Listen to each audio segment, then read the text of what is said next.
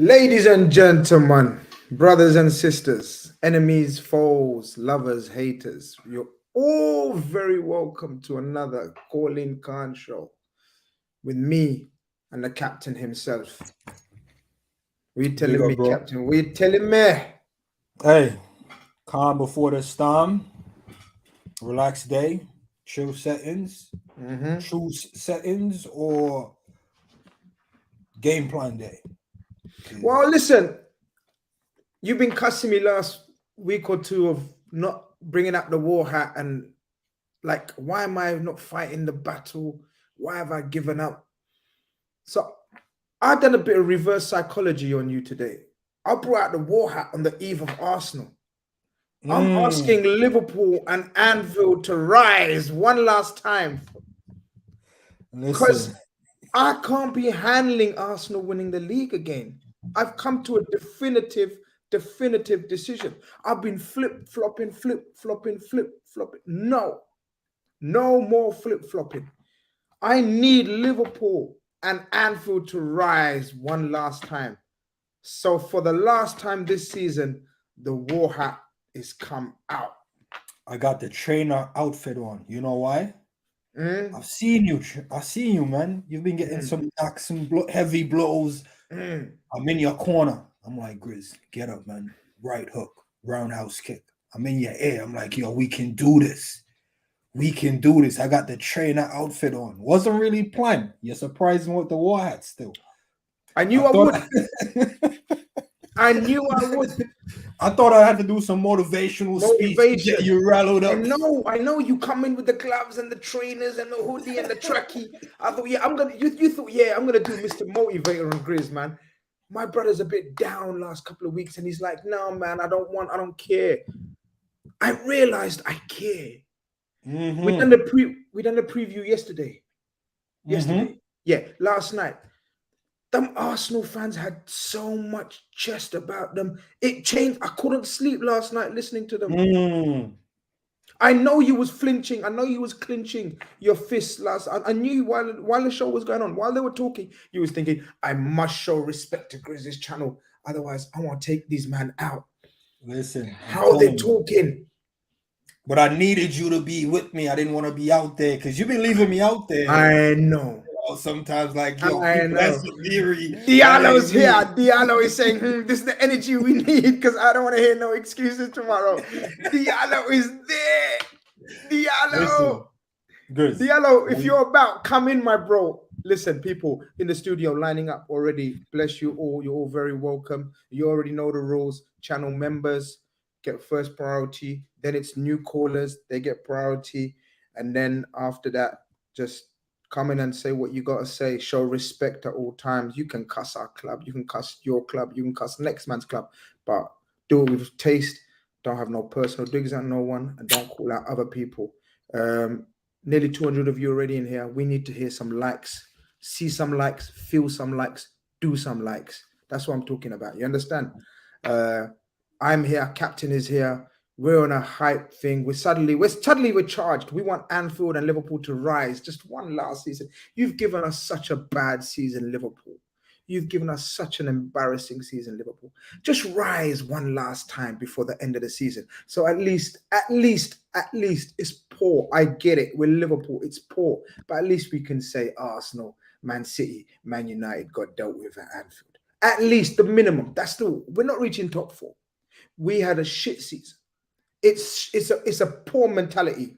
I'm not gonna lie, but beggars, that's what we are right now. Beggars can't be choosers. So at least I can turn around to say to the Arsenal man, and the Man City man, and the Man United man, we dealt with you. Yeah, the jacket's come off, brother. I'm feeling the heat. I ain't gonna lie to you. And I tell you why the jacket's off, because I open my fast with a hell of food.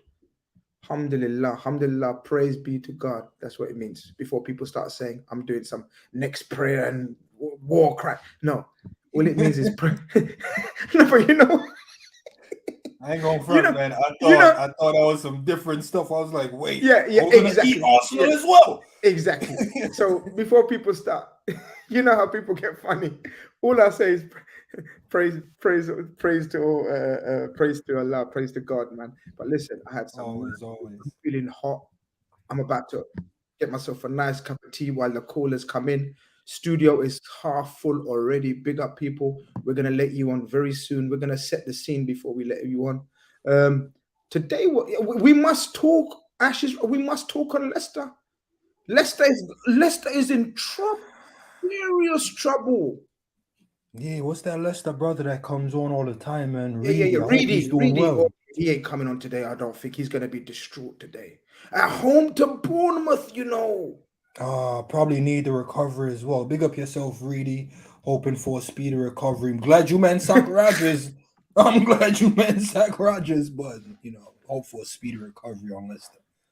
Yeah, that's mad. I'm not gonna lie to you. That was the game that they were guaranteed to try to win, man. But Bournemouth ran up on them, bro. That's a disastrous result, you know.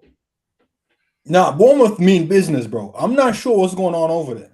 We might have to take a deeper look at what's going on at Bournemouth, because it can't be a one-man, that billing guy. We just come to charge everyone bill. He's just sending bills at the ends. The bill is due. Is that what he's saying, bro? Because he's playing like a top-tier midfielder, you know.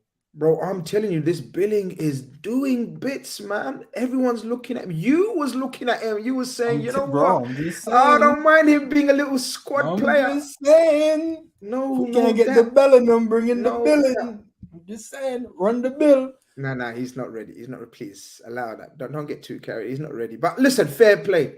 Look, I don't even know what to say, man. When you see a team with Ndidi, Madison, Barnes, Vardy, Castagne, yo, they could be getting relegated. That's serious.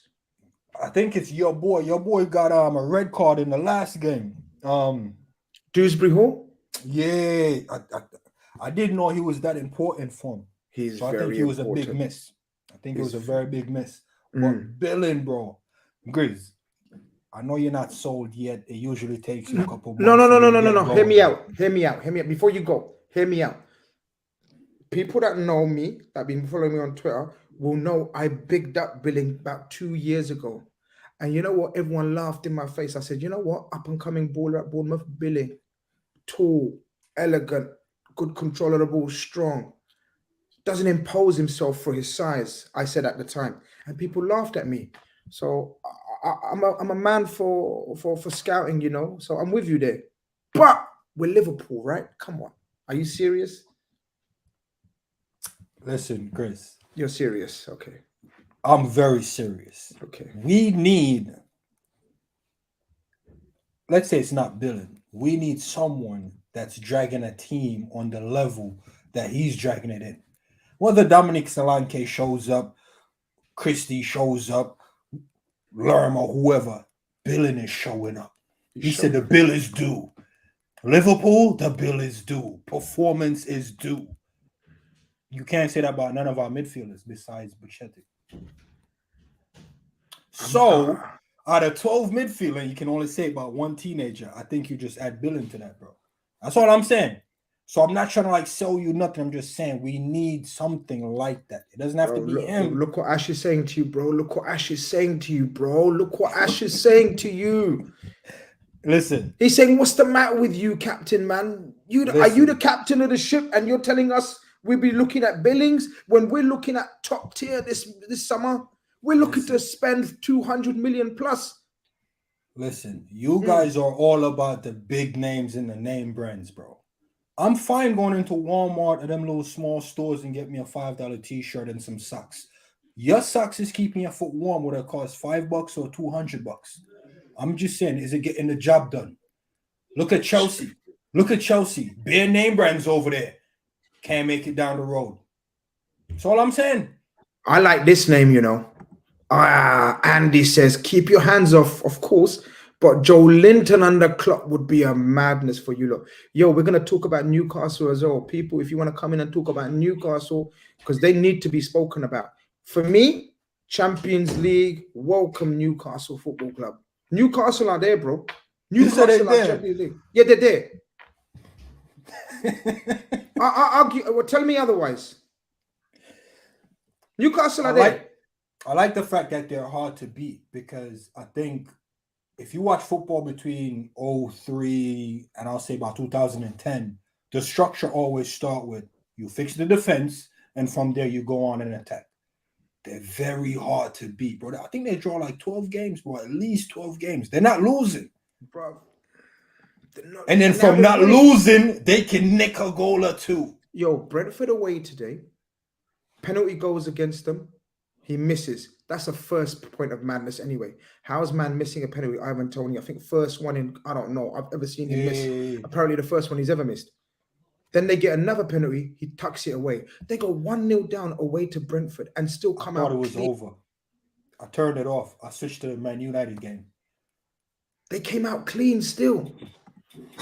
Tarmizi in the building says, Assalamu alaikum, Grizz, wa alaikum salam. Because my brother Zaberi as well. We need you to rally the troops tomorrow as the captain instead of 14, Hendo. Big up, bro. Smash the like as always.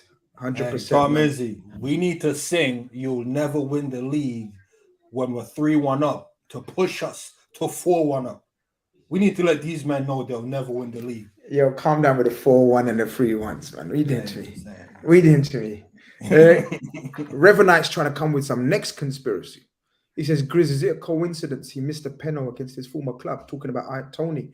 Bro, man's already in trouble with all of that allegations about the betting and scandals and everything. Yeah, let's stay out of this, bro. Let's stay out of this. Yeah, big up Revenite. Yeah, big up Revenite. He says he's trying to get them to Champions League so they can come back form and all that. I ain't saying nothing, man. Yeah, definitely. LFC Aaron is right. Newcastle are impressive. Eddie Howe is doing a big boy job. A big boy job. So fair play to him. But what were the other results, man? Did anything else catch your eye? I mean, yeah, you already know Chelsea. Like, hopefully we're gonna talk on Chelsea.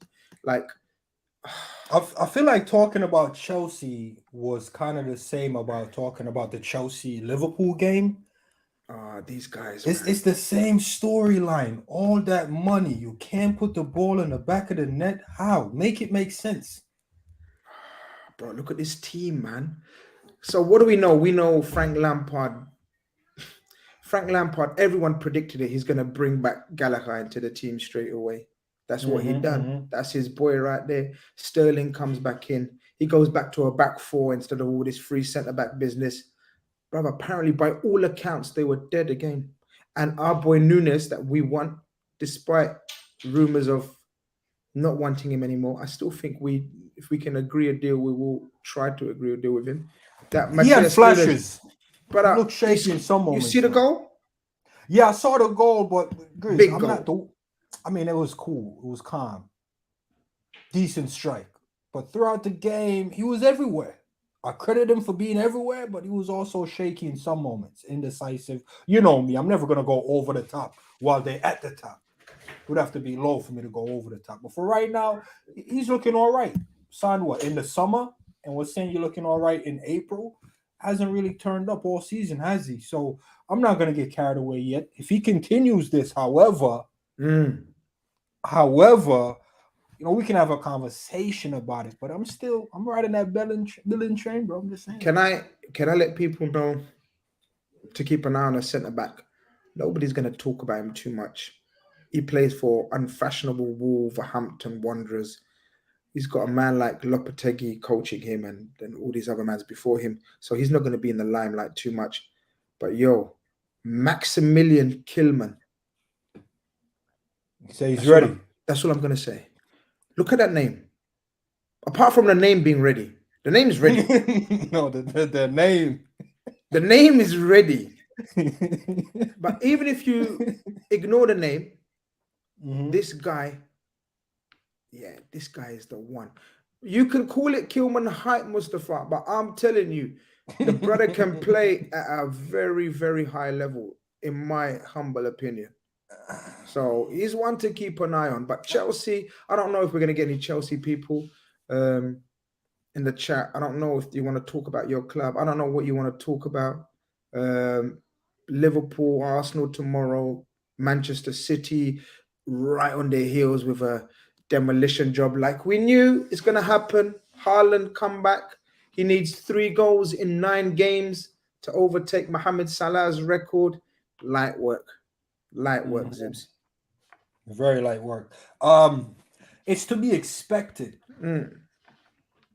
And I feel for the guy because having break that record and didn't win, he's just sitting next to Salah still. Because didn't Salah get the record, but we came second and won Champions League?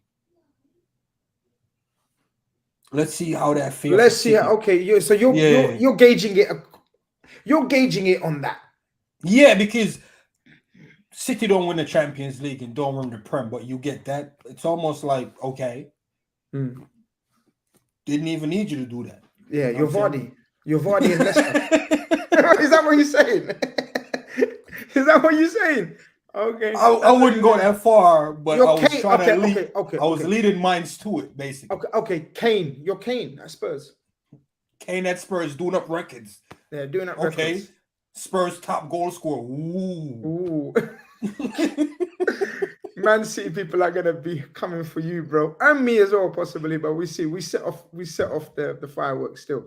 Ironic Arsenal says just watch episode Brown Monday Grizz. Man listening to speak in Punjabi brought a big smile to my face. Been watching you from time. Was such a pleasant surprise to suddenly see that, brother. I'm a man of many talents.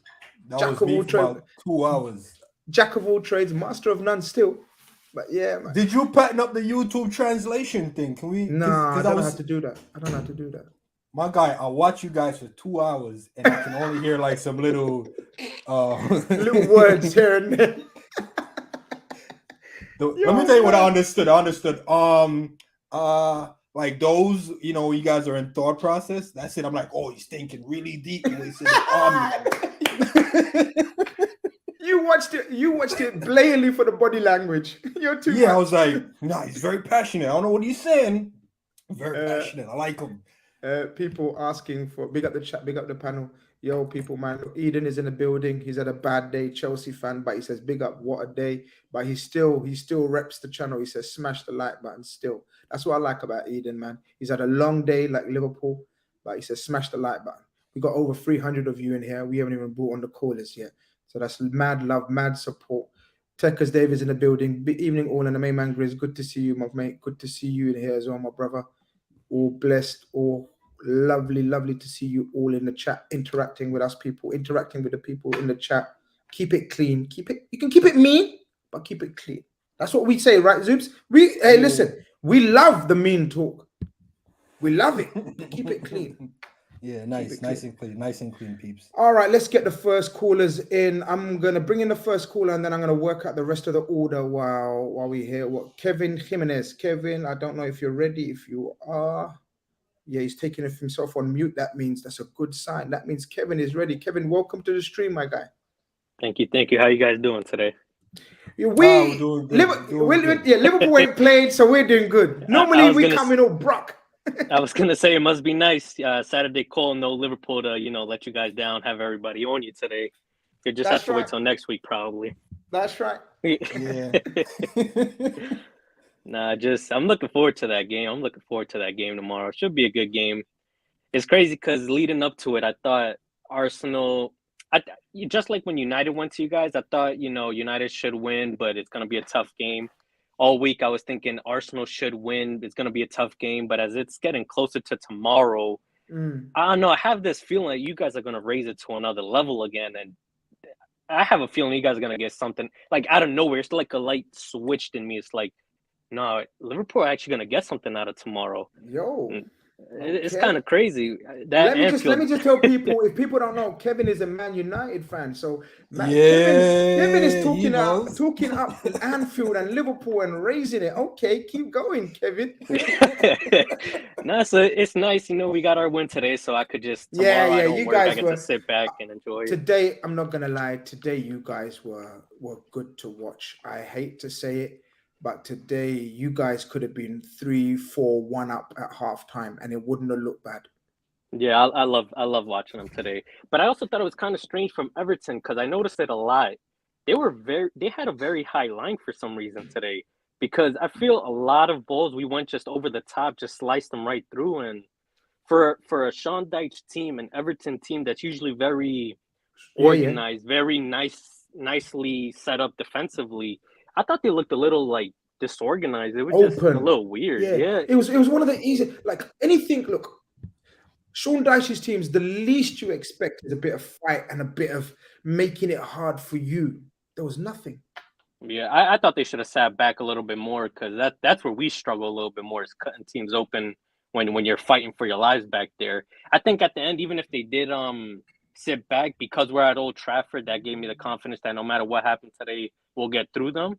But I just thought their game plan was a little bit weird, because even with the high line, I feel like they didn't press us as much as they should if they're going to do the high line. I don't know. I just thought they made it very easier for us. But I loved how we played today. It was very nice and controlled, and it was a pretty good game from us.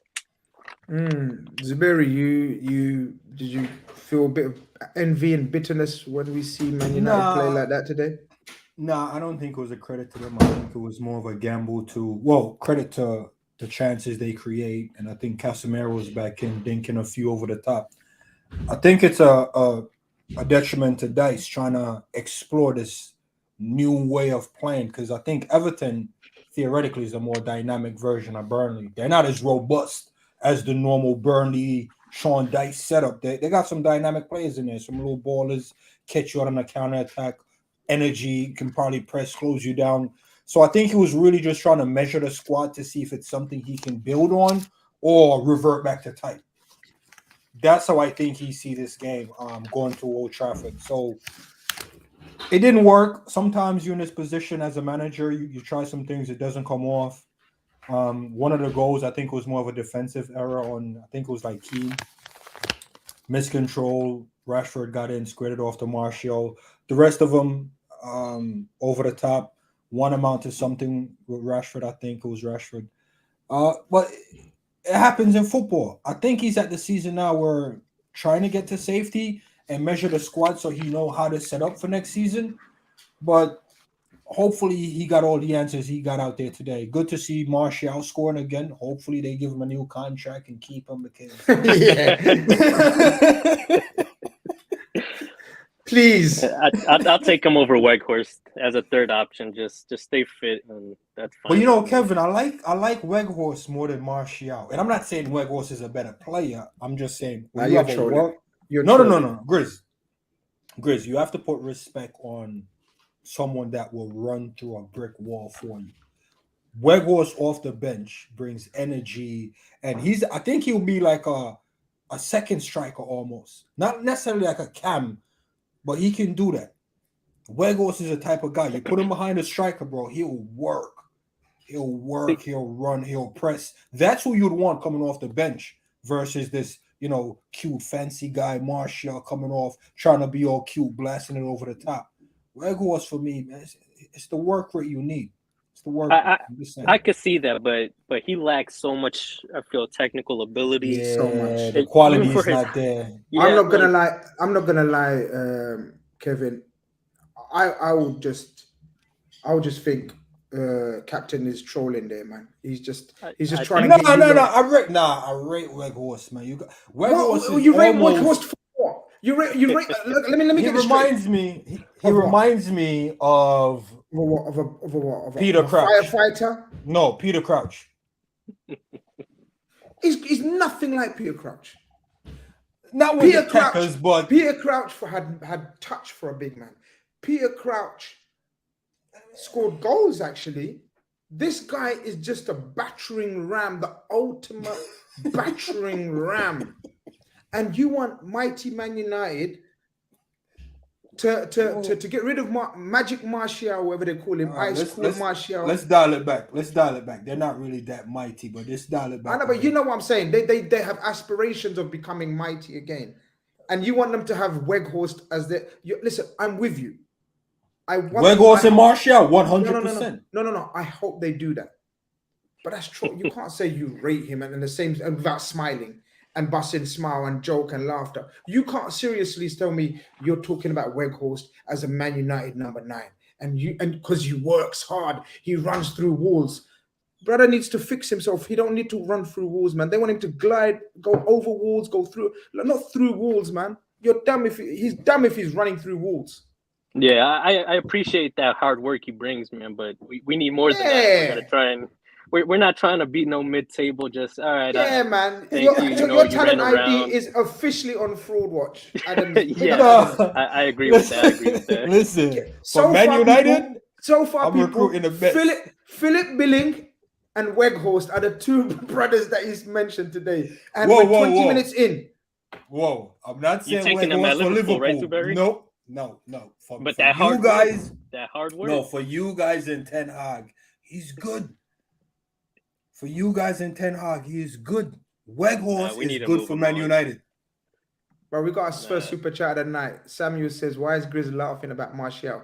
Don't forget what he did to you on his debut. Zaberi smoking that good Zaza. Listen, can you remind me what year he done that on his debut? And you lot still talking about the highlight of his career being 7 years ago? That's why I'm laughing." Yeah, and he also had a Ballon d'Or in that first year contract as well. Yeah. Ballon d'Or future. They called him the future Henri. Yeah. What's that wrestler called? Which Henri is that wrestler? Mark Henri. That's him. He ain't no Thierry Henry. He's Mark Henri. I'm glad we have him back though. At least I know. Fair enough. Yeah, we need something. We need something for the end of the season. It's gonna get like you said, wild season. These last few weeks of the season is gonna be pretty intense, and we really need him. It sucks because now it looks like Rashford might be injured out for a little bit. So yeah, what happened to him there? I just see him pulled up. Groin, and you know these groin injuries, they can be right little niggly ones where like suddenly 2-3 weeks out minimum. Yeah, minimum. Ten Hag came out and said as of right now it doesn't look good, so we'll see. But like Grizz says, it might be like a 2 to 3 week. That's what I'm saying. So can we see like Martial on the left, Weghorst through the middle, or we're going Bruno I think it'll be again? Sancho. I think it'll be Sancho left, Anthony right, Martial probably up top, and then probably sub him in for Weghorst. So that's what I could see. Because now we have our midfield back, because I don't know if you realize, but Zubair, you said Casemiro was pinging balls early. I know it's easy to get confused, but it was actually Bruno in that deep role today. Casemiro was still out. Casemiro was out. Yeah, that was Bruno. That was Bruno. I know it was easy with that performance of how he was playing. But he was so really deep. He was playing deep. He's playing deep, yeah. Yes, I saw the red shirt. I wasn't looking at the detail. I was like, nah, Casemiro is cooking. I wasn't really interested. I was like, Casemiro's cooking from deep. No, it was Bruno. It was Bruno. But Casemiro's back for the next game. This was the final game of his suspension, and Eriksen came on towards the end of the game, got a couple minutes in his legs too. So now I think we'll see Casemiro, Eriksen, and Bruno again, which is what we were when we were like having a good form at the beginning of the season. That was our midfield. We were able to control some games, not get run through as much, and they were almost being able to control the pace at our level, at how we wanted to go. So I think with those three about to be back in our midfield, I think we'll see a little bit more settlement into our team. So interesting. We have Seville next, and then I think Nottingham Forest. So I think without Rashford for a week or two, I think we should be pretty fine. Not really stressing as crazy. I just hope it's not as bad as a month out. You got to be out. So, but I think 2-3 weeks. I'm confused. So he played Bruno that deep against what he's doing. Let me Bruno left wing for us. Kevin, let me explain. Let me explain the tactical side to Zuberi, if you don't mind. Go ahead. So basically, he's been playing Eriksen there, and without Eriksen, he's realized he's missing that connector. Yeah, so that's why he doesn't want to play two like sort of destroyers in there. So now he's decided to put, while Eriksen is out and then Casemiro is out, he's decided to put Bruno in there and use his McTominay as the 10. You understand? More attacking, box to box. McTominay as the 10. He's coming through. Yeah, more for his attacking out. But McTominay actually always been a decent footballer.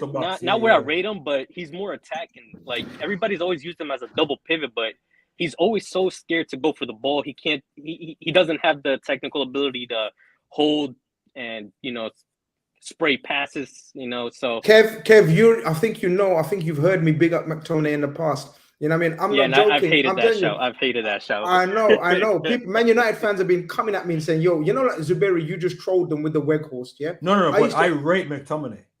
I rate him as well. I rate him and Fred, not as a combo. Individually, they could do a job. I think they've just been used wrong, because when they both get used a little bit higher up the pitch, that's our problem. Casemiro's our only defensive-minded midfielder for years. I've known our struggle for every season the past few years. The main thing has been our midfield, because they cut us up every game. There's just empty hole right down the middle of the park. So once we brought in Casemiro, brought a little bit of stability, but Fred and McTominay are more either box to box or keep them higher up the pitch. You do not want them in the back trying to control, trying to keep things calm, trying to dictate play. They cannot do that role. So that's where all the heat on them comes. I think they're decent footballers, but they got to be used a certain way. 100%. I think they've just been misused wrong. Kev, we're going to keep it moving. It's been a lovely opening chat, lovely opening call. You're a nice call to always open the show with. Big up yourself, bro. Of course. Have a great day, guys. Look after yourself, my brother. Man. Always a pleasure. Yo, let me keep Martial. Yeah, keep Martial. Let's keep pushing this agenda. Let's see how far we can get with the Weghorst and the Martial. All right, people in the studio, this is the order. Please remember the order. Avinash next, Mugiwara AFC after Avinash, and then Diallo. That's the next three. There was a shit. There was. I went to read something. Someone said something. Okay, guys, can you tell me if the link to join in is in the? Oh, here we go. Manoj says, Grizz, big up first, but how can I join the call? Want to talk about some Arsenal talk? Can't see the pin link. Yo, there's people in the studio. They must have seen it. Let me know, people. Is the link pinned? I'm sure I pinned it in the chat. It's not pinned. Surely it's pinned. No. If it's not pinned, let me know. I'll do it again. Manoj, let me know, and then you can call in, my guy. I'm sure I pinned it. How did other people get in? Ash said in a super chat, big up Grizz, big up Captain Zuberi Rogers. You understand? Need to find out more about NASA. Have a good show and keep the carrots away from certain Avengers. Big up yourself. Grizz, I'm going to have to send you a link. Okay. To the Discord, man. I don't know if you're going to be the right fit still. It gets a bit violent. We're talking about Avengers, Endgame, and Infinity War seconds. Now keep me out of this shit. Yeah, the trenches is real, man. I'm just saying. Obviously, big up Ash. Big up Ash. Thank you very much for the support. Yo, people, 400 of you in here and 100 likes. Like Math saying mathing. Hey, Grizz, go ahead and pin up the I'm gonna do that right now while you speak to Avinash and I speak to Avinash. Yeah, and I'm gonna pin the link again, people. I'm sorry, I thought it was linked, man. Not pin people saying okay. Avinash, how are you, my friend? Welcome to the show again. Good to see you. Looking well this Saturday. Hopefully no stress yet because it's not Sunday. Yeah, that's probably why I'm looking well. This is no Liverpool to spoil my Saturday this time. So yeah. How are you guys doing? I'm doing good. Same as, bro. That's why we're so good. Yep. Exactly the same reason. We can all relate in that sense. Yep. Yeah, I know it's been a while. Yeah, it's not been the greatest time for me personally, and from a Liverpool perspective, obviously. So things are a little bit better now. Oh no. Yeah, and yeah, from a Liverpool sense, I think I've just sort of reached an acceptance. I'm trying to, get into this Zen mode almost that we're just not very good. I think it's taken a while to get there, but I think I've just accepted that skill-wise, technically, we're just not able to do the things that we used to do, at least on a consistent basis. Maybe in moments in games here and there, yes, but overall not so much. And I think the reasons are well known. Starts and ends with the midfield, I think. And mentality-wise as well, probably one of the most fragile, if not the most fragile mentality in the league, especially away from home. So yeah, I think these are facts that I've just had to confront, and all season I've kind of been waiting for us to turn it around, waiting for us to go on a bit of a run. I think so. Probably true with all Liverpool fans. At the start of the season, it started horribly, and then we kind of started turning it around just before the World Cup. We went on a bit of a run, and we thought, what, there were a lot of injuries. Let's just draw a line under this part of the season. After the World Cup, we get our players back, and we go again, and we turn this around. And After that, it was just probably even worse. If anything, that January was one of the worst I can remember. We've had a few bad Januaries under Jurgen, and this was probably one of the worst. It felt like it's a rut that would never get out of. We did turn it around. We went on that little bit of a run, 5 games without conceding a goal. It peaked with that, 7-0 against Manchester United, and we think, okay, we're back again. Some of the players we got back, Henderson and Fabinho, were reintegrated. It looked more like the Liverpool of old. And then obviously this latest rut we are in, I don't even know what to say. After 7 goals against Man United, I think we've scored once in the last 4 games. Have we even scored? Against Man City. Yeah, it just gets forgotten. I don't blame you. Yep. It's not been much to write home about. And yeah, of course, the fact that we've been playing away from home all the time hasn't helped. It's almost like the universe is saying, get back in your lane. This is where you belong this season. So yeah, at this point, I'm like, it's basically this.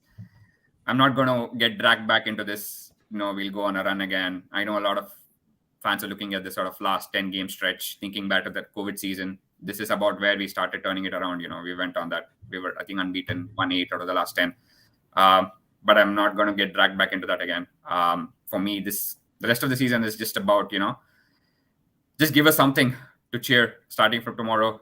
Just take each game as it comes and get whatever happiness you can out of it. And forget about top 4, forget about anything else. Just enjoy the rest of the season. I mean, from a overall, European Champions League or football perspective, and as far as Liverpool is concerned, just give us something to get behind.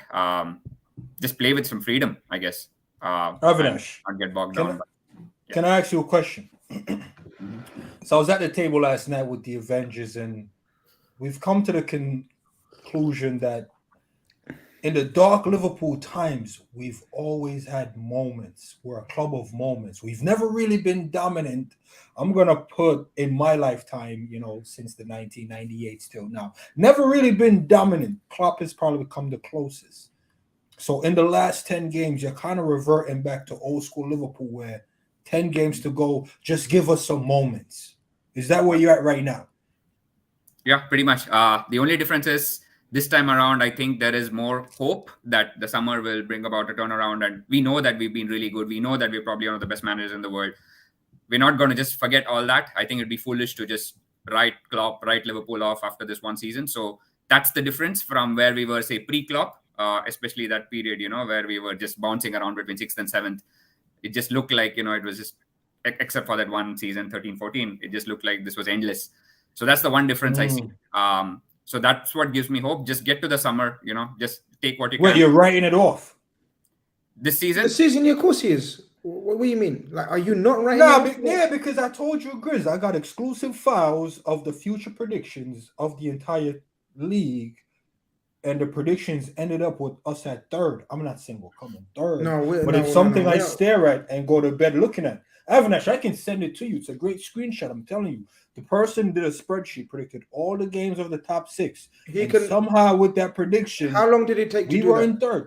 How long did it take to do that? Grizz, I can't give up my Avenger sources. These guys are from different planets, man. No. He wasted his time. My guy wasted his time.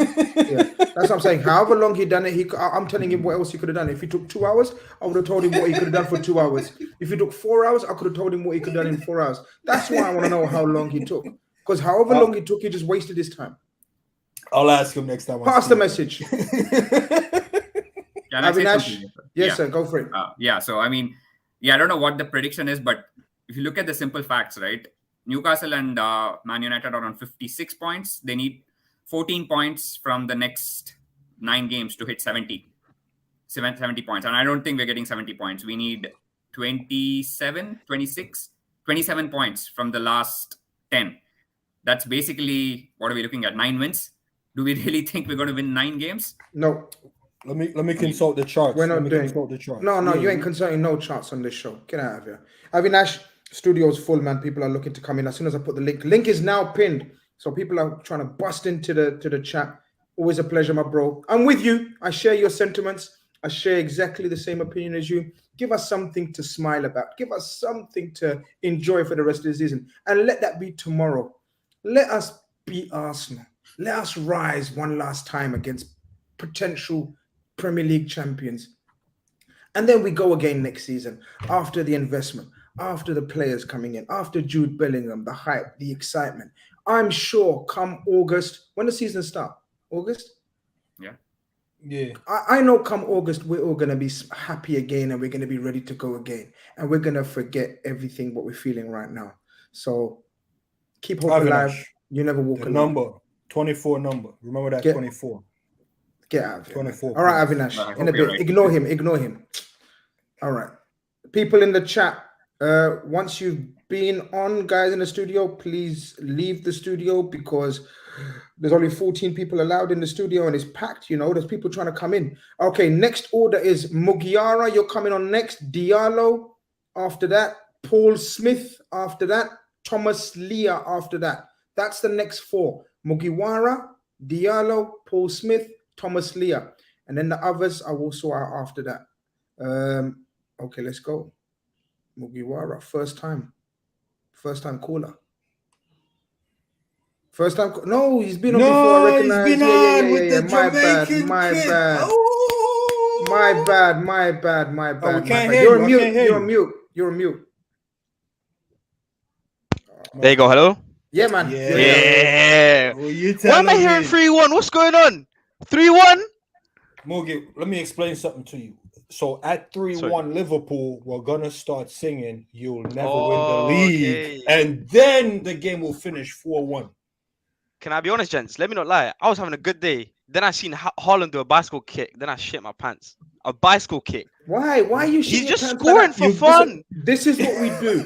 This is what title races. Kick at St. Mary's. Listen, this is what title races against Man City does to you. You start shitting your pants when you're looking at other teams play. Enjoy your team for what I am. They're bringing you. 100%. I haven't seen this. Don't worry about them. They're mad. They're mad. Let them worry. Let them worry. No, look, the thing is, you man kept saying, it's going to get to you at one point. It's going to get to you at one point. Has it got to you? Of course. I was like, today, it's going to be. I told you. Also, I have another thing to ask. This whole time, you've been repping Arteta. Oh, last year, it's okay. You'll get it next year. Why can't we have this year? What's all this violence happening for? It's not violence. I'm going to be real with you. Did you see the preview we done yesterday? Yeah, I caught a little bit of it, obviously. Okay. I didn't get to it.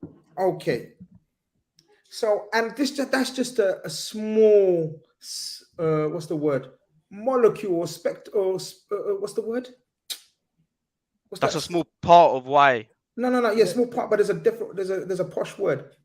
Listen, that sort of defines small, not spectrum.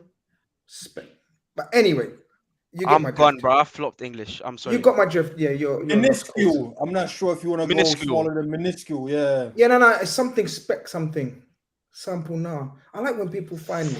Are you trying to find something small? Okay, keep going. I get your point. Anyway, minuscule. I hear minuscule, but it's not. That was what I was trying to say. You said a small spectrum or a synopsis.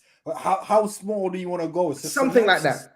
Okay. Of the fans, of the Arsenal fans getting so giddy and ahead of themselves. I thought they're gonna enjoy the ride. Don't mention Liverpool. Just focus on themselves and say, yeah, we're doing this, we're doing that. Wow. Man City, no problem. All I'm hearing in my mentions, in my DMs, because I'm the kind of guy, I keep my DMs open, my mentions open. Anyone can say what you want to me, private message me on any other platforms. Because I'm the community man. I'm here to talk, man, football, man. But all I've been hearing is, if we win the title, Virgil van Dijk is X. If we win the title, Trent Alexander is Y. Klopp versus Arteta, Z. Why are you worried about? Why are you talking down on Liverpool for suddenly? Enjoy your thing. You're doing very well. No, you're doing magnificently. But why you keep coming into my mentions, and not just me, every Liverpool fans just trolling Liverpool fans. Like, well, that's just the way it is. That's just the way it is on social media. Look, throughout the whole social media times, we've only gone through shit. We've only gone through the mud. So all my time of being online, all I've had is shit. Or FA Cup, fair enough. Shit. Play. So you know what? Some people are going a bit over the top. Snippet. Something simple like that. Snippet. Okay. A small snippet. That's the word. Yeah. Look, man, I think where we've come from is crazy. Like last year, yeah, the lineup last year was Aubameyang up top, Lacazette behind him, Lokonga behind him, Smith Rowe to the left, Nuno Tavares behind that. Compare that to the lineup this year, we're flying. So you have to look at the lineup we had last year. The team, we've gone through the mud all these years, Grizz. This is a time where the sleeping giants are waking up. Some of the fans are getting a bit too confident. Like I said, I'm still having the nerves. I'm still being reserved. Like, remember the last time I came on was the Man United one, where if we lost, uni was going to be a long week for me. Zabir is right. I was not going to go to class. You're right. I wasn't. My bad. I wasn't going to pull up. But then we won. Oh my God. The feeling was amazing. But even that Liverpool game at Emirates, like as much as I'm happy with our performance, we still conceded 2 sloppy goals, in my opinion. And true. You know, we won with a penalty. So the performance isn't like something I can take from it and be like, yeah, we won off a penalty. Let's be real. So we have to come into this game. It's an away game, and our away form is the best, if I'm not wrong. It's better than our home run. We just have to start off the front foot. If the tempo is not there, then Liverpool, we're gonna give them the I can't talk. We're gonna give them time to get into the game, and then the crowd's gonna hype up Anfield. I haven't been Anfield yet. Grizz, soon come, Grizz, but you ready for this question, Moogie? Let's be honest. Go on. Winning not by a penalty, a statement win at Anfield. It's the one, isn't it? Oh, 100%. 100%. Did you hear that, Grizz? It's a statement win. No hesitation, you know. Man said 100%. And he's in uni. And you know 100% is tough. Well, let me counter this point. All this season, everyone is saying they need to answer questions. They've got a test. They've got a hurdle. They've got this. So we've only lost 3 games the whole season. 3. So for us in this last 9 games to lose 3, that would be mad. That's like we'd capitulate. We'd throw the whole season away. Oh, you don't want to think about it. I'm telling you, the numbers the maths is mathing. We have to win. But then the other side of me is thinking like we've only added a few players. We need to keep it humble and just ride the wave. And you're right. We have to just enjoy the football that we're seeing. And look, if we don't win the league, I'll be depressed. I'll be heartbroken because I want to be at that parade. I want to be there at the Emirates, man. It's gonna be crazy. Wait, you're thinking parade already? Of course, I've had the dreams. Of course, and you're wondering why we're sending shots. No. Okay, I'm gonna come back a little bit. Yeah. On the Arsenal side a little bit, because captain can turn violent towards Arsenal. Right? I'm warning you. Right? He does. He gets a bit aggy when we get too much praise on Arsenal, right? But I'm going to keep it balanced a little bit. Listen, they're allowed to dream. I want them to dream. We dreamt. I dreamt every day. I started dreaming.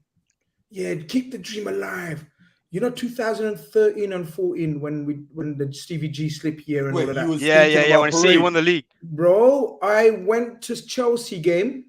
Me and my boy paid £500 each for a ticket. Hold on. That's not the worst part. People already know the story if they've been following me for a little while. Wow. I paid £500 a ticket to sit where? In the Chelsea end. Nah, Grizz. Why? Because I dreamt this is it. We're gonna, just like Arsenal fans are going to Liverpool tomorrow. You're getting me scared because I'm buying a ticket for the Chelsea game soon. Check this out. No, but it's true. Arsenal fans are going to Liverpool tomorrow. I know, innit? I'm chatting to Turkish and Robbie and these mans. They're saying it. They're all saying we're going to Liverpool tomorrow because if we win, that's 1 or 2 or 3 fingers on one hand on the trophy. They dreaming, bro. They're allowed to dream. But when I say dream, enjoy your ride, enjoy your happening. Because I was thinking all kinds of things. Raheem, make me dream. When Raheem scored that goal, I was like, bro, this was mad that season. So I know what he's going through. But don't shit on others. That's the bit where I can't take, man. The Arsenal people that are just saying, yeah, do you know what? If we're this now, or player X is this now, Saliba is this now, Odegaard is this now. Salah doing this, Saka doing this. Hey, Kall. No need to do that. It's recent. Well, the thing is, a lot of it's recency bias, but a lot of it is like myself. a lot of the fans are online or social. We're not at the age to see us to see Arsenal in them glory days, the gold and red kit, the Thierry Henrys. Like, get me? I was only a couple years old. I was born when we won the league, Invincibles. So a lot of the fans that you're chatting to, most of them are probably around a similar age. Look at these people in the chat. Man said you'll never walk alone. Are you mad? Blue Moon is a Man City diehard. Listen, man, biggest rivals are now kissing each other. Bro, the game, bro. I was doing this shit. I was glory, Man United puke. I was doing. Moogie, you have to do this shit today. No, for of example. course. So for example, last week you must have been You'll Never Walk Alone. When we were playing Man City, do us something. Oh, 100%. I was singing Mo Salah, and then next thing you know, F4 shut off the stream, innit? The 2 goals came. Is what it is. It's serious, man. But tomorrow, I genuinely believe if you win, I think it's one You think hand it's on the wraps? trophy. No, it's not a wrap. Okay. I think it's one hand. I don't. The thing is, if you saw the way City played today, you don't what? The way City played today, they took the piss out of a team that's. Look, if you're 20th, you need to be fighting for your life. Like, I'm talking body on the line. You don't think so? No, dead food. Southampton are dead food. We might lose there but that's how we roll. They might beat us at home. You never know. No. Man City, I can only see Man City dropping points in one game probably. So I'm gonna give you that. Yeah, they're like that. That's what I'm trying to say. Captain, are they like that? Listen, they're like that. No. We know. Come on, last fight, they're like that.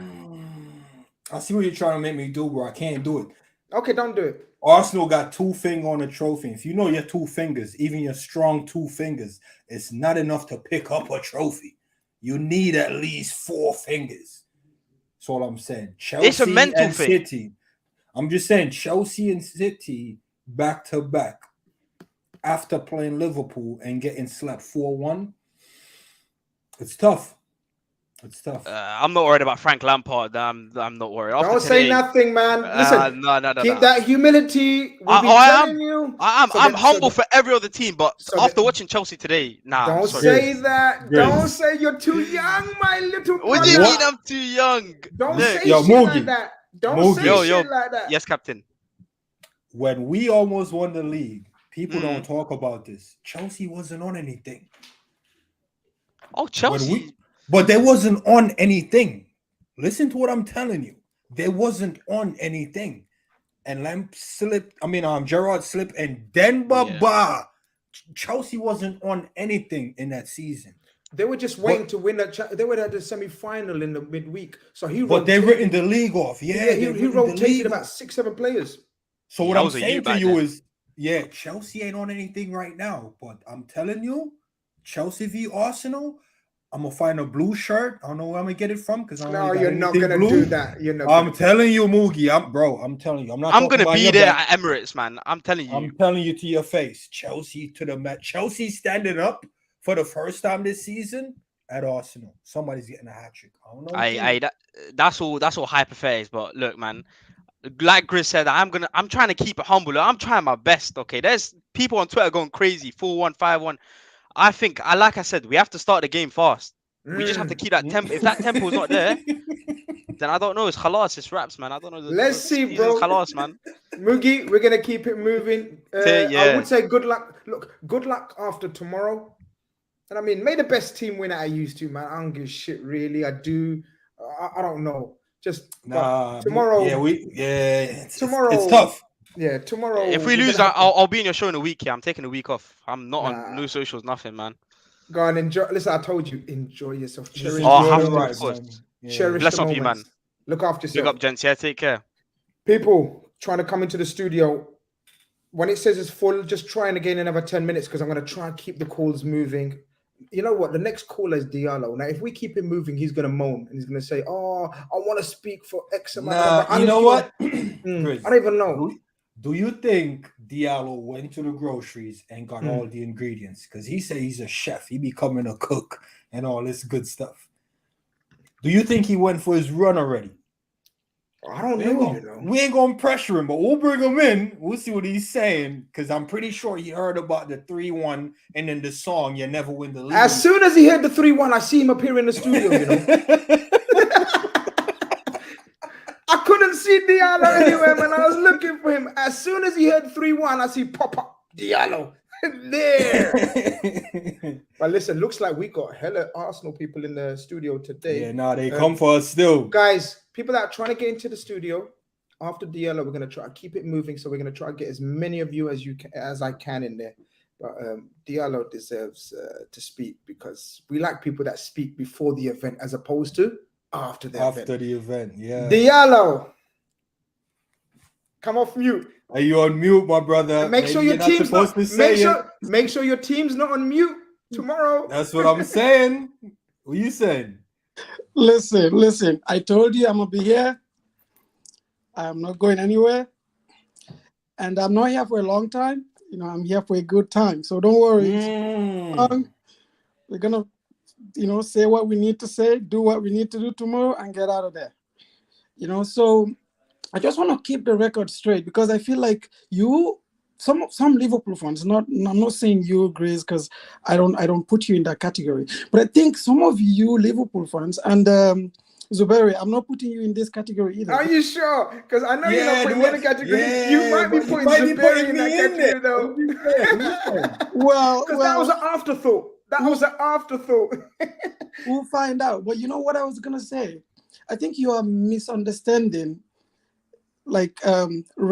confidence for disrespect.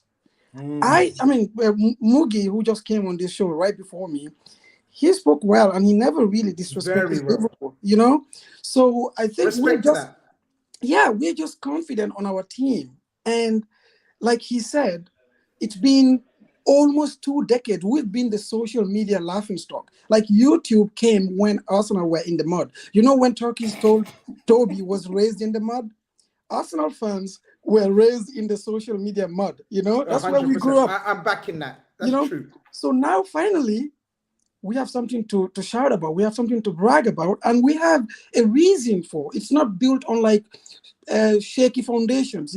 It's something we. But can I say it's not something to brag about yet. I think it's something to shout about. I think it's something to be proud of. I think it's something to be cherished and enjoyed.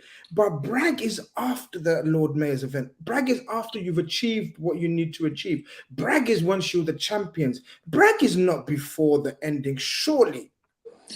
Well, we've already achieved a lot this season. That not winning the league doesn't mean that there's. What have you achieved? What have you achieved this season? Then, in that case, that you need to brag about.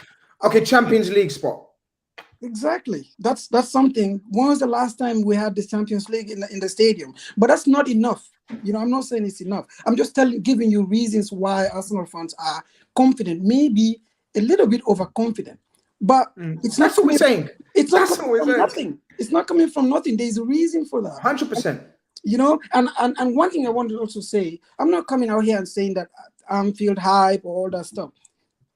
If there's any fan base that understand the weight of a stadium and a fan base, it's Arsenal fans at Anfield. So we know that. And our manager, Mikel Arteta, he said it yesterday. But you know what, Grizz? We've been preparing for this. We've been preparing for this. Last year, we played this the You Never Walk Alone at the stadium. That was the warm-up. Like Arteta said yesterday, you cannot train your players in the zoo and take them to the jungle on Sunday. To the jungle. Exactly. Captain, you know what he said there? Arteta called it the jungle. He said, look, I can train them in a zoo. But you know that ain't enough. That ain't enough. You know what these Arsenal fans are saying? I like that. You know that I'm going. Inshallah, we win, and I'm gonna tweet that in capital letters. Grizz. But Diallo's saying we don't need to be fancy in the jungle. We just need to walk in there bare skin and come out with a mink coat. Listen, that's what these Arsenal fans are saying. We're going in there. No disrespect. We're going in there on a mission. And that mission is 3 points, and we get out. And there's one thing that I want you to realize also, Grizz. Like, all of these like saying, like, our manager is actually, we've been in this situation before. We have players that have been in this situation that have gone to Anfield and secured the mission, the bag, and got out, whether that's 1 point or 3 points. So this is not coming from like nothing, you know. We're going in there tomorrow. I know for a fact that we have players that scare the hell out of you. We have players that have terrorized you. I'm with you there. I agree with you. Player for player right now, player for player, form for form, legs for legs, pace for pace, all of that. Even a fresh manager's tactics to another manager's tactics. You guys win on every count. And every count. The only thing in our favor is being able to play in high octane atmospheres, occasions, big games, because we've played, I don't know, in the last 5 years, about 20 finals, would you say, guys? I don't know. If I'm wrong, I'm wrong, but roughly. But Grizz, that's what I'm trying to say. You're right. Tomorrow is a final of sorts for you. Is it the biggest game that you can remember in your recent history, as far as you can remember? I don't know how long you've been supporting them, but for sure it's the biggest game, I think, at the top of my head, since the Champions League final against Barcelona, maybe, because every game now will be the biggest game of Arsenal's history, maybe in the Emirates. Look, Grizz, it's simple. This is the biggest game of Arsenal since that Champions League final in Paris in 2006. There's no question about it. And the reason is this. If we win tomorrow, and why is my man laughing? Can someone do the maths and find out how many finals we've played in 7 years, including the ones we've won and not won, and including Premier League finals as well? Yeah? Why is my man laughing before I block his ass? People coming in disrespect. Look, you can't be laughing at something you don't know about. Anyway, Diallo, sorry. No, you're good. I wasn't even gonna like challenge that, because even if it's like 10 finals, you've been in much more pressurizing situations in the last 5 to 10 years than we have. Most of our players, our key players, besides the new guys, have not been exposed to this level. You know, we are flying at really high altitude, and you know what happens when you get to high altitude? There's very little oxygen. So you gotta learn how to hang in there. You know, and we're learning how to hang in there. We're learning that, you know, when you go for scuba diving, they teach you how to learn how to preserve your breath, you know, how to preserve your energy. That's what we're doing, and we've been doing that the whole season. So we are conditioning. Now we are conditioned. Our body's getting used to this. We went to Spurs and we did the job. No drama. Got out of there. No cards. No red cards. How many red cards have we had this season? None. You know why? Because mentally we are screwed.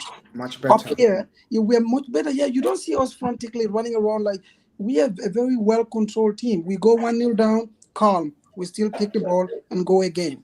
And we will do that tomorrow. Name me an atmosphere similar to Anfield.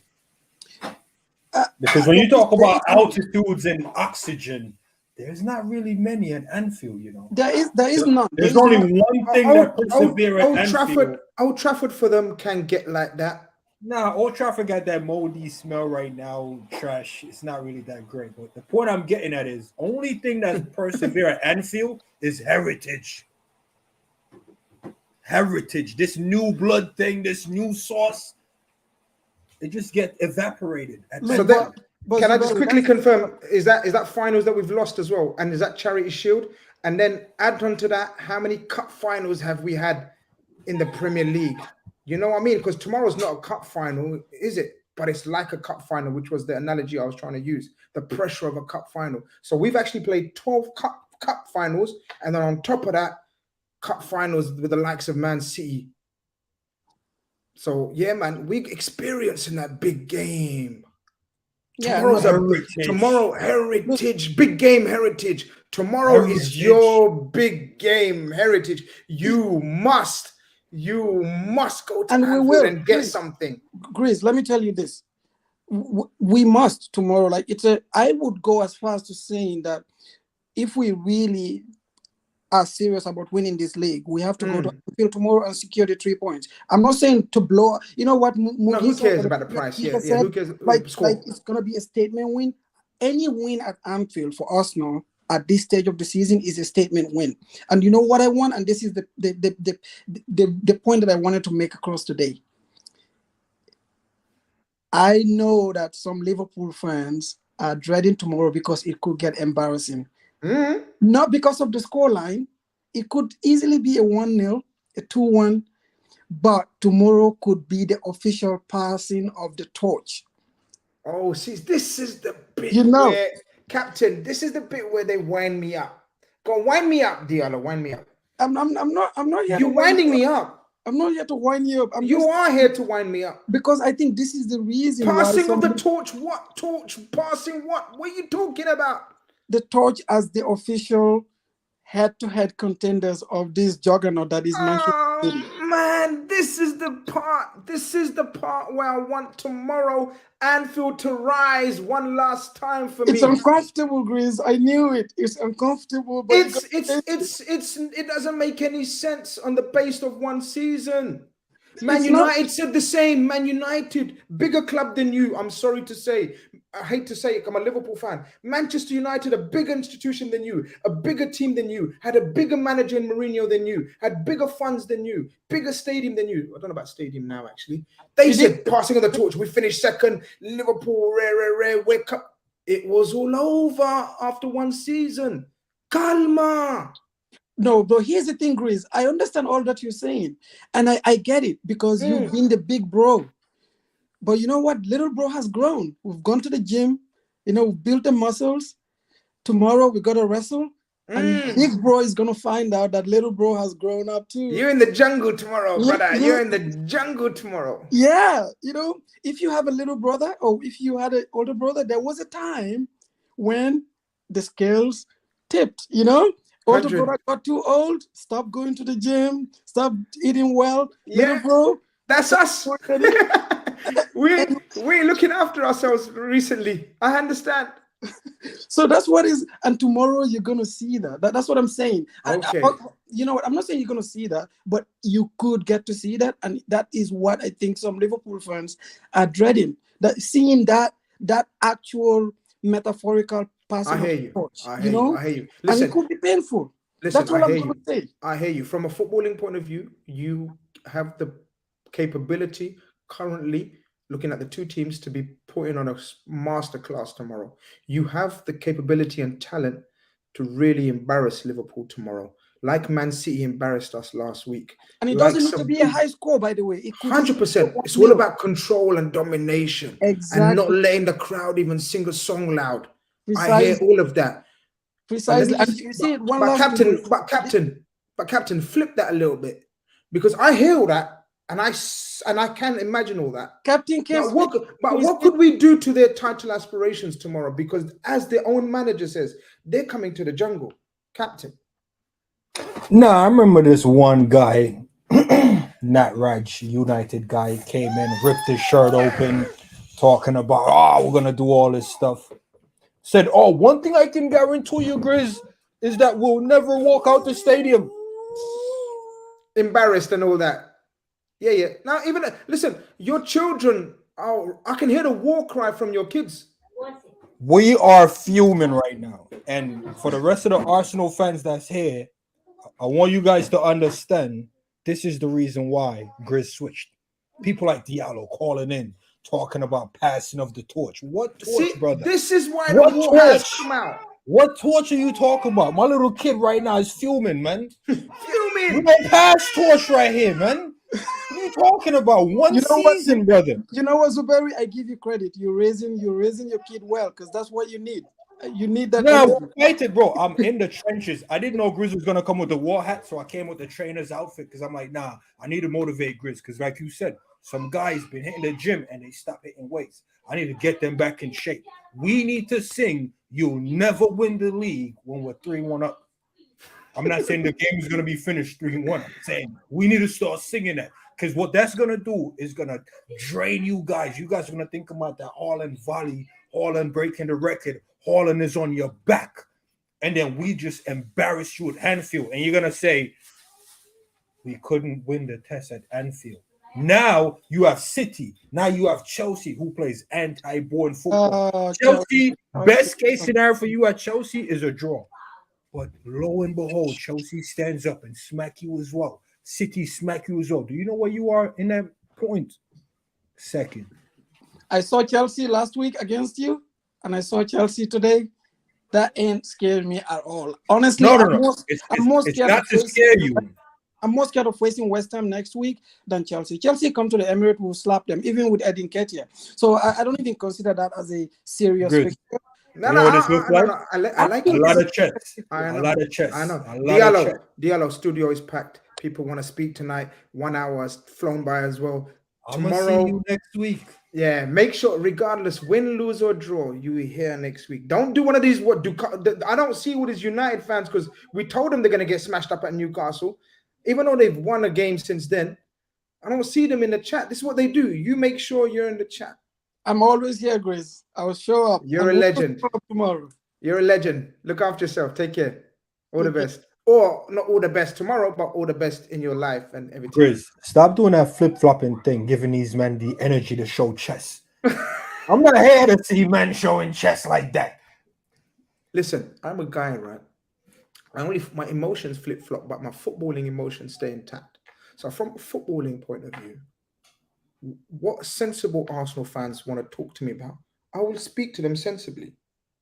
So when they tell me about, this formation, this player, and we can hurt you here, I agree with them because they've done that to us. I know Martinelli will be a threat. I know Saka's probably one of the best, probably top 3 wingers in world football right now. I know Odegaard is the reincarnation of Ozil, plus work rate. I know all of this. I see all of this. Gabriel's playing out of his skin. Ben White. They got Gabriel Jesus could terrorize us. I know all this, so I have to keep it real. Thomas Partey has the ability to dominate our midfield because our midfield can't walk right now. Never mind run.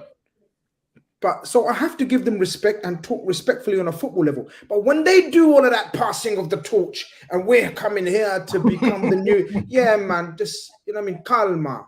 That's where I flip. I'm just saying, man, you were the one egging on that Raj as well to show you have to. I have to do that. You have to do that. I'm a fan of humans, man. I don't like to see them go through certain emotions. You know what I'm saying? I like when people come through, they're humble, they understand, like, look, it's a jungle. A lot of people, Grizz, you ask 10 guys on the street right now, how bad are you? They're like, I'm the baddest thing. You put them in the jungle and a lion roars, and they're like, yo, I'm only bad in London, or I'm only bad in New York. Or... A lot of people ain't built for the jungle. 100%. And when the man said the jungle, we have to let them know. 100%. Look, where's this guy? Look, Grizz is scared. How did you work out from what I just spoke? What I just said? 1 hour, 13 minutes into the stream. How you just work out I'm scared? There's a difference between arrogance and confidence. There's a difference between fear and respect and scared. I respect Arsenal. Hell, I ain't scared of Arsenal, but I respect them like mad because they're playing some serious football at some serious pace. What's wrong with that? I'm sure you guys respect. I ain't scared. I ain't like hiding behind my sofa tomorrow. I'm gonna watch it. I can't go tomorrow, but I'm gonna watch it, man, with a smile on my face. People, the order is Paul Smith, like I said, next, Thomas Leah next, Guna KK after that, and Gunner 077 after that. My God, there seems to be a lot of Arsenal people in the chat. But then I can see some Liverpool people in the chat after that as well. There's Tom Little. Reedy's appeared on the scene. Yo. Igao is in the chat and Unruly Rascal. So I'm going to try to get through as many as you can. Paul Smith, you are next, my bro. Hope you're doing well. I'm fine, mate. How you doing, mate? All right? I'm doing all right. Not too bad. Tell us where you're calling from. What's your team? I'm calling from Oxford. I'm not from Birmingham, but I'm from Oxford, mate. So I'm a Liverpool fan. Yeah, man. Long standing. I've seen us win every European Cup since. Yeah, so I'm going back a long time. Yes. Sound like you believe in a 3-1 Liverpool goal scoring record. I'm going to be a party pooper. I'm going to make an unpopular opinion and say we're losing 2-1 tomorrow. Okay. Jesus. Yes. I'm sorry. Okay. No, you don't be sorry, bro. This is the people's show.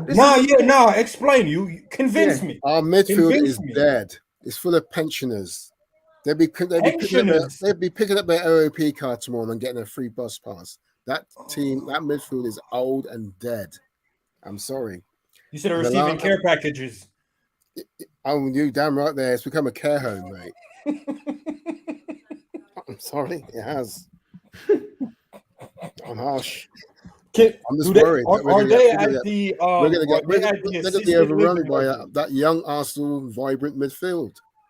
Fair enough. I see that. Look, Paul, I don't know how long you've been. No, actually, you have been in the studio. I don't know if you've been watching or anything, but that's why I said, look, from a footballing, if you talk serious football and analyze the game from the situation of the form, the fitness levels, the energy levels, the motivation levels of both squads right now, because we know what it's like to be motivated on the eve of a game. In that last 9-10 games, we're just pumped up.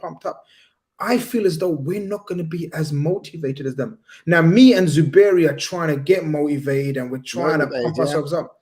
But I don't think the crowd tomorrow will be up for example, like against Man City and Man United. I don't know what you think. Arsenal have not been as big a threat to us in the last couple of seasons. So, and the crowd are probably going to think we're going to win easily, but wait and see. I mean, to God, I do hope we win tomorrow, but I just fear the worst. Yeah. Paul, you've been there, man. You've been tried and tested. You're part of this heritage. You're part of the heritage, and I'm pretty sure this season has taken the steam out of me. I'll tell you, it has. Oh, don't look about the season. Look about the game. Yeah, I see what you're doing there, but I'm here to help. If you look at the season, I'm there with you. But if you look at the game, all we need is a moment. And oh my God! And if he plays the high line, then we're definitely going to get hammered. He keeps playing his high line and persisting with it. But did we not play the high line? Did you? Okay, be honest with me, and because I don't know, because the first time I've spoken to you, and I'm not sure if I follow you on social media, so I can't, or if you're on social media. But so just be honest with me. Social media, mate. So I have to believe you what you say now. Okay, so tell me the truth, because I can't even see your face, so I can't even read your face. I'll bring it on, mate, if you want, mate. No, it's cool. It's not. You don't have to. No problem. What did you think before Man City game at Anfield? I actually thought the same. I'm sorry, but I did. Right. What did you think before the Man United game at Anfield? I thought it'd be a nice tight. I thought it'd be a tight win to United. But so you've been wrong twice. Yeah. What gives you the confidence in thinking you're going to be right finally the third time? You could be wrong 3 times. Are you going to admit, I hope I am. You know what? I'm a coward. I hope I am. And are you going to come on the show and say, Grizz, captain, I'm a coward, man. I'm a cowardly Liverpool fan. Are you going to say that? I'm a realist. I know, but you're wrong. You're not a realist. The realist is we just smashed Man United 7-0. You thought it was going to be a result. I'm just giving you facts, Paul. Yeah. You're going on like what you think is going to happen. Yeah, like what you did against Man City and Man United. You thought we're going to lose both games. Now you're saying we're going to lose tomorrow as well. You have to at some point say, yeah, you know what? I was a coward. Are you going to do that for me? Possibly, yeah. Yeah, Paul, we in the trenches. We need you, man. Paul, if you're a Liverpool fan, we need you on the front you can't be going into a big game. Man. You can't listen, Paul. We've lost a lot of stupid, silly games. Bottom 6 every time. Leeds, Nottingham Forest, Bournemouth. Whoever. Maybe it's pessimism in the defense system. Maybe, of course it is, and I understand. I'm only joking anyway. You don't have to do nothing. I'm joking about coming on and saying you're a coward. You know what I mean? I'm just playing. I'm having a laugh and a joke, right? You don't have to do nothing. But what I'm trying to say is, before the Napoli game, before the Ajax game, before the Man United game, before the Spurs away, before the Newcastle away, I'm just giving you small victories this season. Every one of those games, we weren't probably the favorites. Would you agree? Yeah. We've only lost games where we were the favorites, apart from Man City away. That's normal. Every other game that we've been favorites, every other game that we've lost, we've been the favorites in. Yeah. tomorrow we're not favourites, according to you, according to many others. Yeah. So the record suggests, or the trend suggests, we may turn up tomorrow again because we're not the favourites. Mm-hmm. I hope so. Have I convinced you anything? Anything? Are you in a bit of positive mood? I am saying anything is possible. Okay. Okay, that's. Don't get it wrong. Paul will celebrate a 4-1. Of course, victory. I will. He's just reserved, very mature, fine wine settings. Like, look, I'm not gonna put my chest out there. This chest has been battered and bruised all season. I totally understand. I totally understand, and I totally respect that. But look at my question, because I suspected Paul is a glass half empty when it comes to Liverpool. So that's why I asked him. Pessimist. And that's fine. And when we are, I'm like that in life, maybe in certain things. That's why I asked him. You see, I'm a psychology monster. You know, the mentality monster. I'm a psychology monster. So that's why I asked him, how did you feel before the Man United game, Man City game? And Paul was honest enough to say he thought we're going to get smashed in those games as well. So I hope Paul's wrong. Three and out. Three and what's the boxing analogy? 3-0. Yeah. Paul, I hope for whose sake? I don't know, man. But I hope for our next conversation. Paul needs the win, Grizz, but he's just like, look, I'm keeping my chest covered. I have class. Every right to. The way Liverpool win, he's ripping that shirt open. No, but then I see this is where I'm a little bit. Now you can't come celebrating in people's faces like that, then, because you didn't believe in you didn't believe. I'm serious. Why can't you can say, oh, okay. He's not welcome to the parade. Yeah. You're not front line in the parade, then. I'm sorry. You got to stand at the back and say, okay. Okay, well done, Liverpool.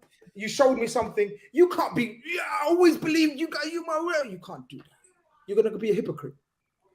Nah, but there's some fans. Okay, like not hypocrite. I can still celebrate as a fan. I'm sorry, yeah. There's some fans like that. I've never. You cannot deny me that. I'm sorry.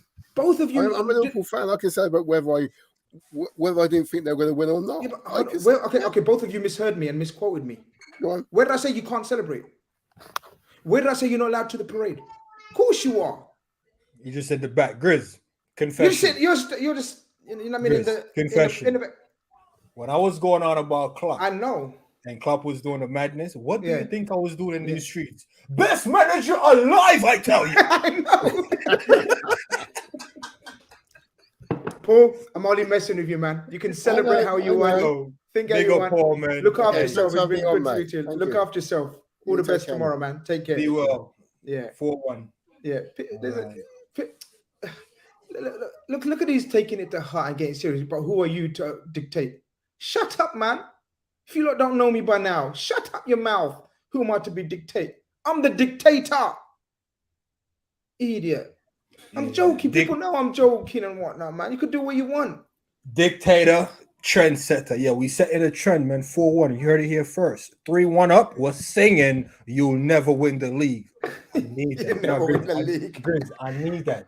I'm telling you right now, I need that tomorrow. When I'm down in these Dragons and these Guinness tomorrow, I need that. 3-1 up. We need to be singing, you'll never win the league. We need to destroy these men mentally and physically. See, you're doing the other side now. This one, I mean about it. You're doing the other side. I can't back what you're doing, bro. I can't back that. You're gonna make me look like an idiot. Don't do that shit, man. These clips are buried. That's what I'm saying, man. I can't do that. I can't do that. Every child grew up with dreams. Every fan have dreams. We all have these moments. Grizz, we crawled out the mud with Klopp. And at the top of Klopp, I'm saying, yo, rise one more time. I'm saying we need more than Klopp to get to that dominating level. People say, nah, Zabir, you're wrong. Klopp is the guy. I need all you men, hand on heart, to say Klopp and this team can just bend over Arsenal one more time. Even if we don't bend them over no more time, I'm just saying one more time. I need Bobby to shake through the defense. Remember when Bobby had them defenders laying on the ground? They was just all doing this and doing the roller coaster. Now, you remember when Jota was just running through and just licking it near post? Now, we need all that one more time. It doesn't have to be forever. One more time. Okay. People hear that? That's Zuberi's theory. People in the chat, people in the studio, I'm going to repeat the order one more time because I haven't written it down in the private chat. I'm too tired. I've been fasting all day. I need more food. We need some more food in here. Thomas is next. Guna KK is after that. Gunner 077 is after that. Tom Little is after that. Then comes Reedy and Igal and Unruly Rascal. That's the order, if you guys can remember. If you lose your order, like Yavraj, you was in the order earlier, but you've left and now you're back at the queue, my brother. That's how it works on here. I'm so sorry. Let's go next. Thomas. Oh, Thomas, welcome to the stream, my friend. Hope you're doing well. What's going on, boys? Happy to be on. Thank you. Saberi, Captain, Grizz. I know what we need to do. Answers. I like them already. I know what we need to do. I've just realized that we should bring in Potter. We should then spend £1 billion.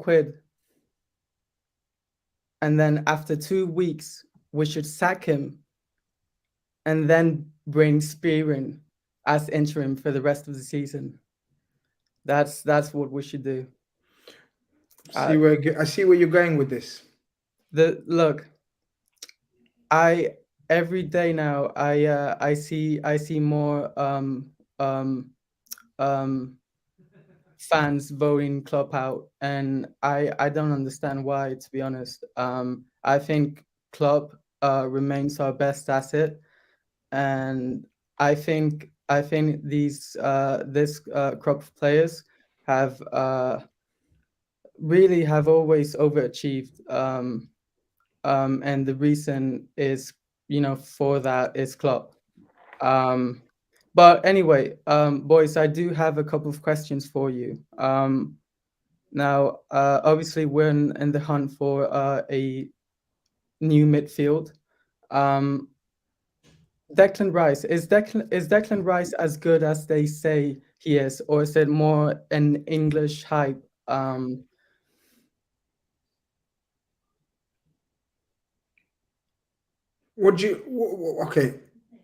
Declan Rice, I didn't quite catch you the first part of that. So all I heard was, is he no? Well, you heard it? You want to go first?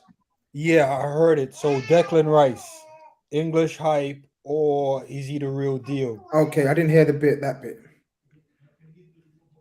Okay, you sort out the children then, and let me have a go first.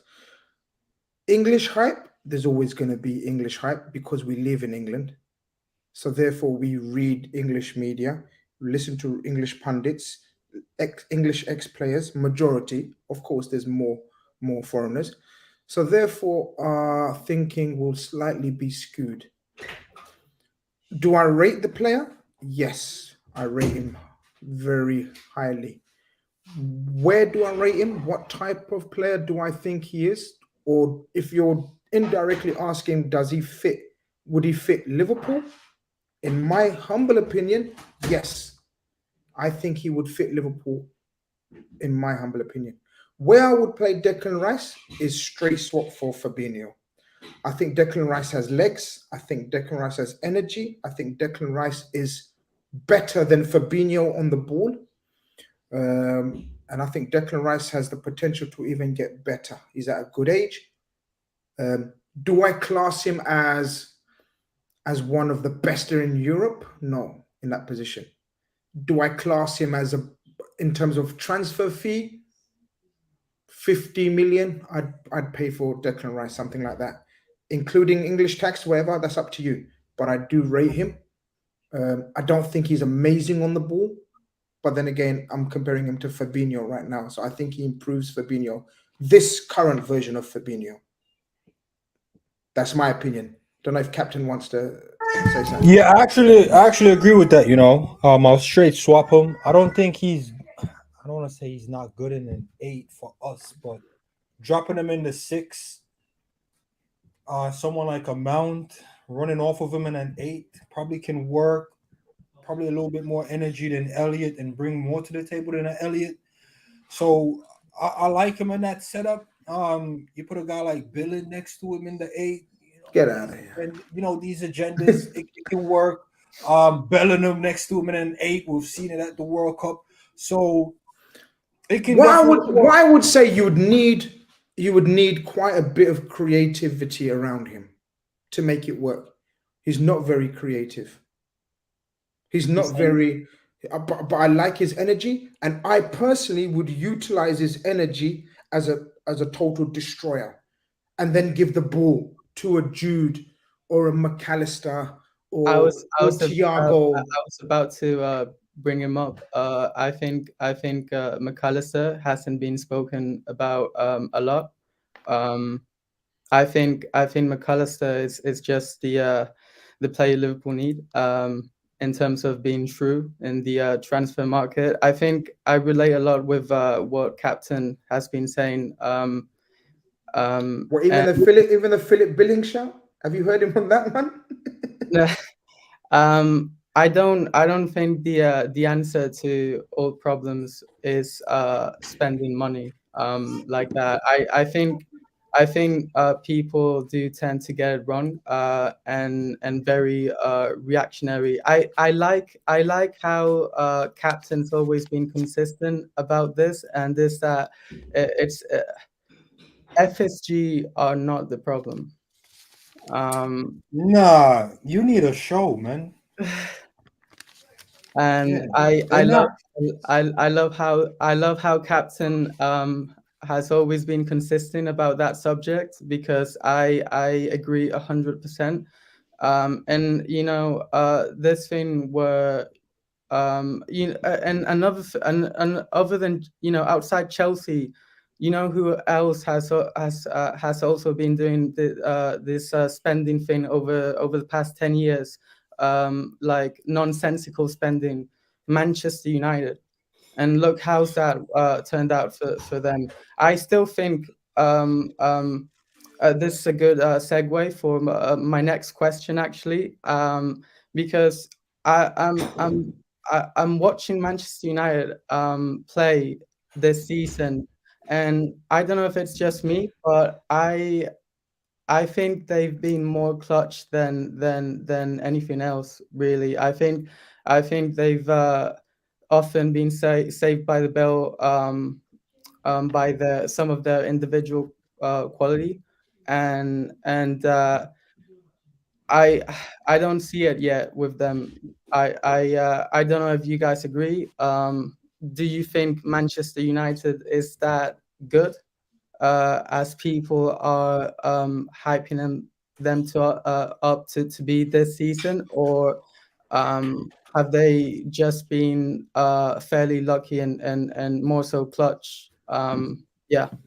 We're gonna address that, Thomas. We're gonna keep it moving. Thank you very much for your time. We're gonna address that question and a couple other points. Thank you for letting me on. Always a pleasure, my friend. Take care of yourself. Man United. Not clutch. I actually agree with him. Mm-hmm. I actually agree with him, because here's the thing. I think they're running off vibes. It's just new vibes. So it's almost like, I don't want to use my narratives in this. Use your narratives. No, I won't.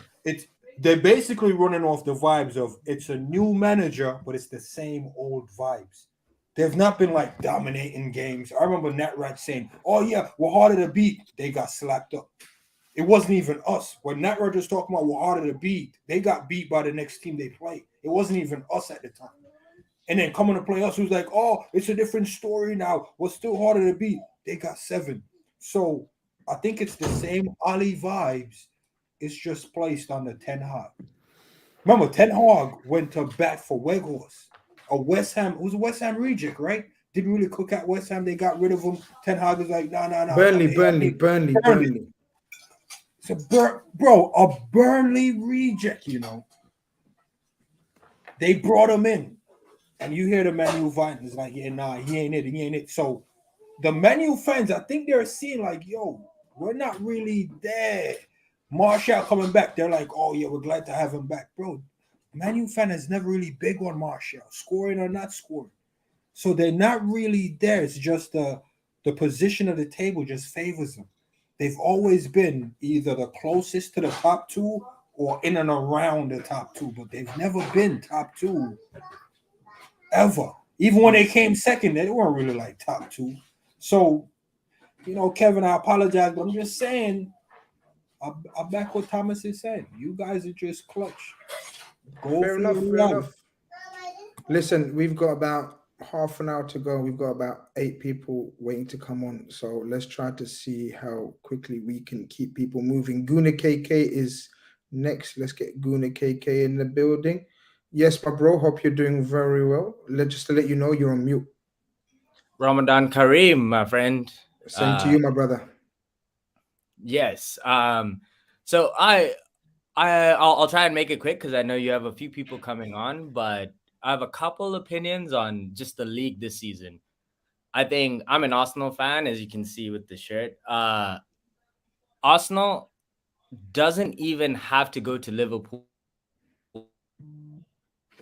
and win. Fans who are shying away from the real conversation. The real conversation is we have to take points off City. That's what Liverpool did when they won the league. That's what every team does. If you're in a title race, you take points off of that team. And City went to our home and beat us. So now I think Arsenal fans want to do this mental math about, okay, if we beat Liverpool and we can beat every other team except City, then we win the league. Or if we draw with a team, or like, no, focus on the task. The task at hand is City. We have to go to the Etihad, which is not a great record for us, and we have to do that. But my question more so is more about Haaland. I actually want to ask, is he the best striker we've seen for a decade in the Premier League? Because in his debut season, he's hit 30 goals. I think we're not talking enough about what this kid is doing. He's a young... Can I ask who's not talking about this kid? Like, I think there is plenty of chat to him. Now, I agree with you. I don't even think decade. I think he's going to go on to break every single record in the Premier League. The only reason he won't break every single record in the Premier League is because I think once Pep goes, this guy's off about a year, 2 years later, maximum. So that's the only reason he's not going to break the all-time record. Otherwise, this guy's going to break every Premier League record. I understand you want to pay respect to him, but I think you're underplaying the respect that's already given to him. I think everyone recognizes him as a goal-scoring machine. No? But I think there's probably 6 or 7 players who've broken the 30-goal barrier in the Premier League. Right. Since the Premier League has started. Mm-hmm. Haaland isn't being put down as the guaranteed winner of Player of the Season. And I think it's his first season. As an Arsenal fan, I do also appreciate, I want Bukayo Saka in that conversation, but I also think we're not talking about him at the right level. So hold on, this is going to be a strange conversation me and you're going to have. So a young man, Bukayo Saka, who got terrorized after the World Cup, this and that, everyone thought, yeah, man, that could be mentally draining. He's come back in a season that, let's just play hypotheticals right now. And they're not even that crazy hypotheticals. They're quite realistic. Yeah. Bukayo Saka enables you guys to win the league in God knows how long, after the season that you guys have had, or been in the mud for how long, after his toils in international football, missing the penalty, the whole world's press on him and everything. He comes out with the stats he has, and pretty much for me has been a shining light for Arsenal. Enables him to win the league. Haaland is brought in on a massive transfer, probably in the region of 350 to 500,000 pounds a week. Scores a hell of goals, but Man City don't win the league like they've been winning every season since they've been taken over. Yeah, you're sat here arguing the case for Haaland and not your star boy Saka. Exactly. Well, let me come back. Yeah, you better come back with a strong lawyer, my bro. With saying one thing. Strong lawyer. Overall, I think Bukayo Saka is going to be one of the best players in the league. I don't think that this season is his best season. I think he's raised his game every season, and I'm seeing him raise his game this season. But I think as an individual, Bukayo Saka has taken us over the line in the biggest games. He's done the most, and he has a very good shout in the player of the season. But I also think that when you talk about the number of goals, 30 goals is in the likes of Thierry Henry, Mohamed Salah, Shearer, Kall. Haaland has broke that with 8 games left. He will have a record-breaking season in terms of goal scoring. And I would argue that Bukayo Saka has been the best player, but I also think Haaland is opening the doors for conversations about the best striker in the league. My friend, Saka isn't opening those doors. My friend, I'm going to have to keep it moving. I disagree with you totally. I'm going to let the Arsenal people let you know what they think of you and what your opinions are. You'll feel free to have them. But I think you're doing a disservice to Bukayo Saka, a young kid, comparing and saying like he's not being the difference maker or whatever. Haaland, of course, but he's joined a juggernaut that wins the season every season, a league every season, scores goals, creates chance after chance after chance. No one is discrediting Haaland. I think you're actually, as an Arsenal fan, discrediting Saka. I find that wild, bro. But we're gonna keep it moving. Thank you very much, bro. Look after yourself. Take care. All right. Look, it's up to people what they want to say, man. No problem. But I'm here to give my opinion back. And if people don't like you or think it's harsh, no problem. I think that's wild. I think what the guy said is wild. I agree with you. I kind of feel sorry for him the way you kind of send him for his lawyer, because he did came to court without his lawyer. And it's big fact, by the way. You need to come with lawyers, man. What is this, bro? No one is debating Haaland. If I had my community hat, I would have been less harsh. I got the war hat on today, and people want to come with that kind of opinion. I'm gonna fight fire with fire. Arsenal people in the chat probably thinking, yo, there was shouts like, nah, man, this can't be a real Gooner fan. Like, nah, he's looking fake. He's looking fake still, because he's come here bigging up Matt. Every tabloid, every headline, every pundit is talking about Haaland. Man saying, oh, we ain't talking about Haaland. Nah, Grizz, I think you're giving it too much energy. We're playing Arsenal tomorrow. That's what I'm saying. Nah, bun that. Let's talk about Haaland.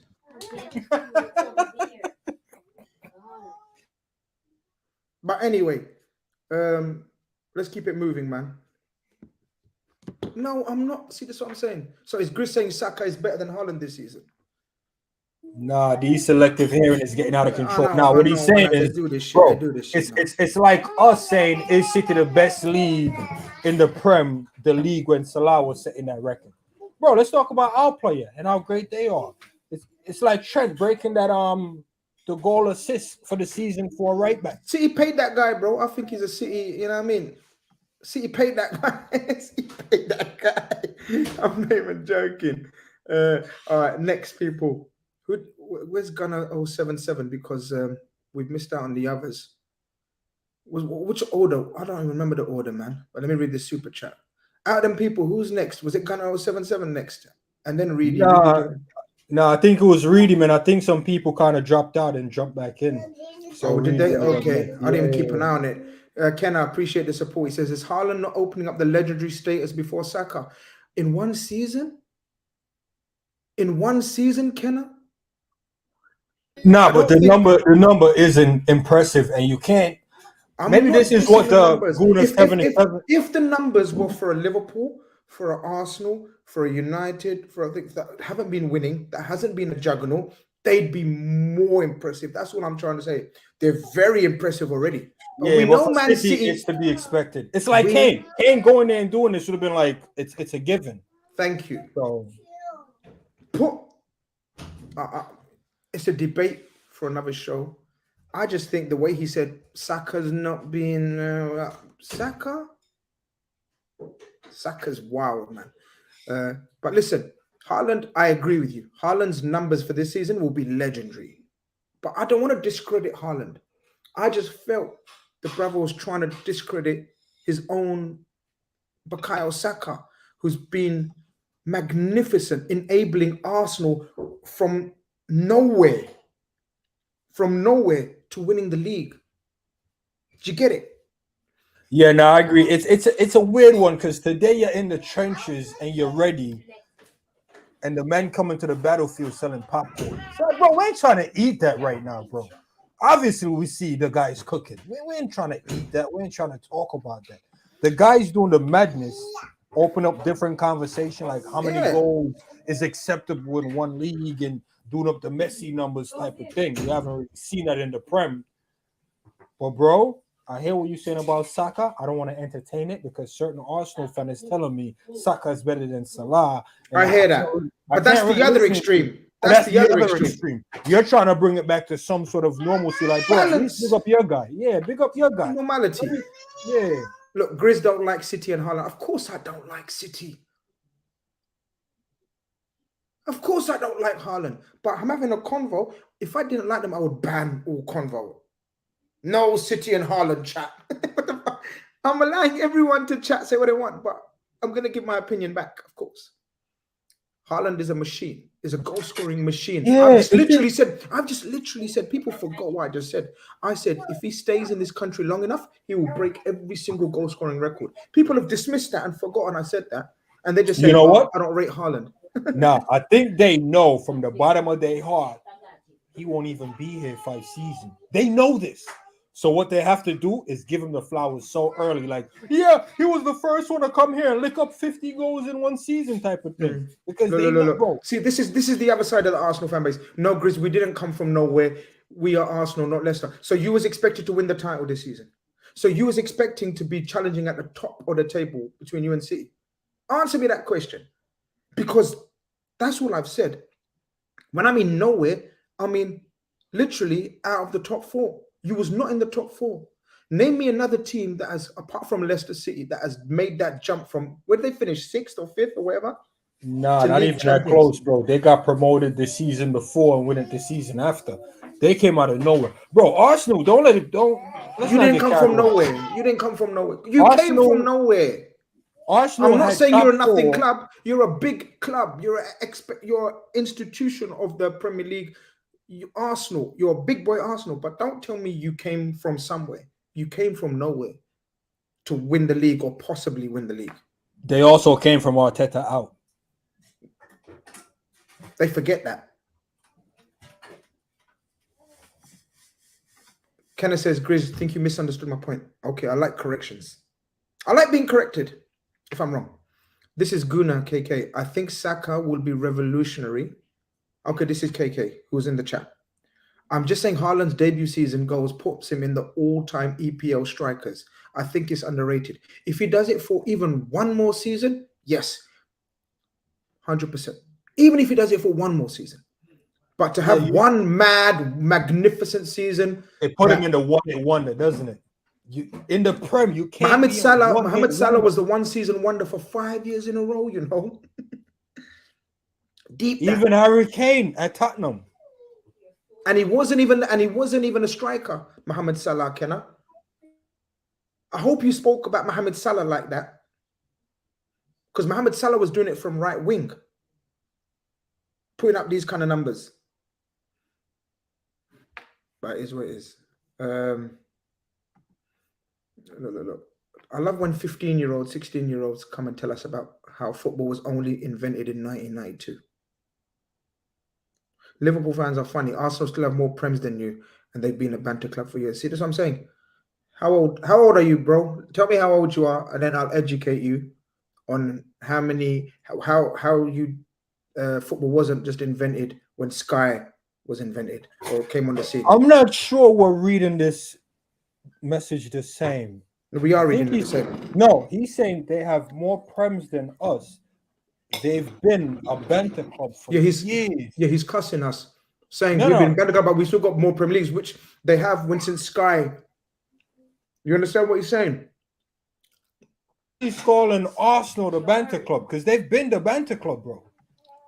He must be 16, man. When was it? Is it 1992? What he's trying to say is since 1992. So he's forgotten the history of football, right? Because he's probably about 14, 15, 16 is my guess. So he's forgotten 1992. He only knows football since he was born. 100% a 90s kid. And he's saying, yeah, all he knows is Arsenal. You're showing your age. Stop. You're showing your age. Why? If he's 16, he was born in 2003-ish, around there. Not even 2003 makes him 20. This guy. Explain yourself, whatever the name was, brother. Explain yourself. Good. This man was born in like 2008. All right, new order. New order, new order. Reedy. All right. I got the maths wrong in it. 90s kids are still in their 20s, Grizz. But you know, you get my drift in it. Stop doing a Zuberi on me, man. I got Zuberi to deal with, man. Allow me in it. Reedy is next. Unruly Rascal is after Reedy. Gunner 077 and MCFC Solo. That's the order. Hope we can fit everyone in. People, still close to 400 of you in here. But smash the like right now. Yeah, do it right now, and let's check in on my good friend Reedy. Why delay? Yeah, let's check up on him, man. Man must be talking about trenches and mud and. Reedy. I'm not even gonna say how are you doing. I'm just gonna say hello. Hi. Hi. Championship tour. Here we come. Oh shit! It's go on. Just what can you say? We went into the game today saying that you've got to get a win against Bournemouth. You just have to. If you want to stay in the league, you've got to beat Bournemouth. And I'm not throwing this over to you because obviously I know you didn't do it, but we've lost to Bournemouth 1-0 at home, and if you can't beat them there. We beat them 9-0. We beat them 9-0 at home. We're Liverpool. The thing is, we've lost home and away to them now. Oh shit. We've lost to Southampton home and away now. Oh shit. Wait, Bournemouth did the double. Yeah. Oh, that is the situation we're in, and I just. Before, you obviously saw that I was a lot more positive with things and saying that we'll probably be able to get out of this situation, but I can't see it now. Obviously, you know Rodgers is gone. We're looking like we're bringing in Jesse Marsh. Well, is that looking likely? It's a favourite, and there's so many journalists saying about it's within days until they actually get him signed on. So I'm not happy with that either. I thought No. Well, what did he do at Leeds? He's done awful. He obviously he was in the MLS before that, and I'm not trying to be stereotypical or anything, but the level of football in the MLS compared to Premier League is just 10 times worse, isn't it? So for me, all I'm hoping for is he comes in and gives some spark to us, because at the moment we're down and out. We're down and out because there's no points coming anywhere. We've got Man City next. That's shit. that's a free game that can go away. And then we've got Wolves, Everton, and Leeds. Wow. But before you say anything from that, 6 pointers, Reedy. Yeah, but I'll tell you this: we had Villa, we had Palace, and now we have Bournemouth. All of them three we've lost. They're going to Man City, and then we have that 3 games. Me and Zuberi opened the show, with just a brief overview of the results, and we said this one is the most stinkiest one in terms of this is a killer for Leicester. And we were actually saying we wonder if Reedy's going to come on today, if he's going to be in the mood to talk football or anything, right? That team, right, with Pereira, Castagne, Maddison, Ndidi, Harvey Barnes, Jamie Vardy, shouldn't be losing to Bournemouth at home, especially when it meant so much. But I will say, did you see the goal that we conceded? Oh, that we yes, let in? Dave. like he is Maddison is our captain. Yes, he's our best player on the pitch. Oh, was he captain?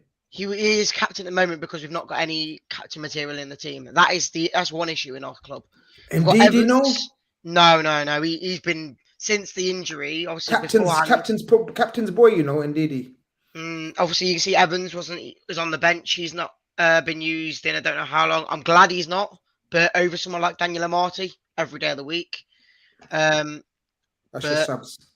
Yeah, you just look at it and you just Nacho, Patson Decker, Dennis Pratt. Wow, you've got players there that a lot of teams were after.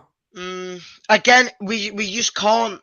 Obviously, there's a lot of confidence gone, and obviously that's a massive pointer in getting some points on the board. But the likes of Vardy, for me, he's finished. The only reason he's back in there is because Rodgers is gone, and the people who are in charge at the moment, who's the backing staff, have just gone back to what worked a few years ago. Obviously, you had Harvey Barnes on one wing, you had Vardy up front, and then you would have had someone like Perez or something on the other wing. But obviously now you've got Ricardo because we've not got any other wingers. And it's just got to the point now where we're struggling to even put a pass together. And is that because the confidence? Is it just because we've not got a manager? And that's why I'm hoping this Marsh will come in and just change it, because at the moment I can't even see another point on the table. Okay, so tell me about your lineup, run-up, and we try to quickly predict. Right. So give me your run-up. It's not looking good, Grizz. I've looked at it just now. Grizz, this is where you don't want to be without a manager.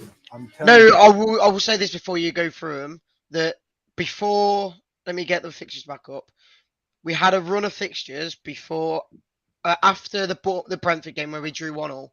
We had Palace, we had Villa. Oh shit! We had Bournemouth. Deactivated his Twitter. Sorry. He did. He didn't want the heat when after the actually woeful performance he did. But yeah, we had Palace, Villa, Bournemouth. Had Man City, which will wipe clean because we know it's a free hit, and then you've got Wolves, Leeds, Everton, Fulham. So all of them, you'd say there's definitely points there to get us out of this situation. We've already lost 3 of the big ones that we needed to get points from. Man City next, obviously. Then you've got the 3 games I said. And then the last 3 is Liverpool, Newcastle, and then West Ham on the final day. West Ham could, if we do somehow are still mathematically possible to stay up on the final day, that game could be absolutely massive against West Ham. Wow. Captain, you see anything? Grizz, I'm not even backing them against Everton. That should tell you how bad they are. And that's why I said against Bournemouth today. You know they're beating us though, innit? You know they're beating us. Grizz, listen, let's not get. They're gonna beat us. I know your boy FaZe did us a favor and gave us 2 goals, but Grizz, I know Reedy's here. You're trying to be nice. No, I'm not trying to be nice. No. You know me. People know your team is below the mud. There you go. That's where we're going to the end of the season. I don't know if you can see it. Championship. Yeah, EFL. Will you come back in a year or 2, hopefully? Well, thing is, people have been saying to me that we'll come straight back up. We've lost half. We'll lose half the players. Yes. The only players I would say are probably going to stick by us are the Johnny Evans. are the people that we brought in the January window. Obviously, the centre back who was from Stoke, and the left back who's obviously just come in. So I don't think he'd ever leave. And then the likes of Vardy, which I'm just hoping he's still got the quality to be too good for the Championship, where he comes up back into the Premier Leagues. But again, if we do go down, I can't see us going straight back up. Which is I can't, you know. That's the worst part of it.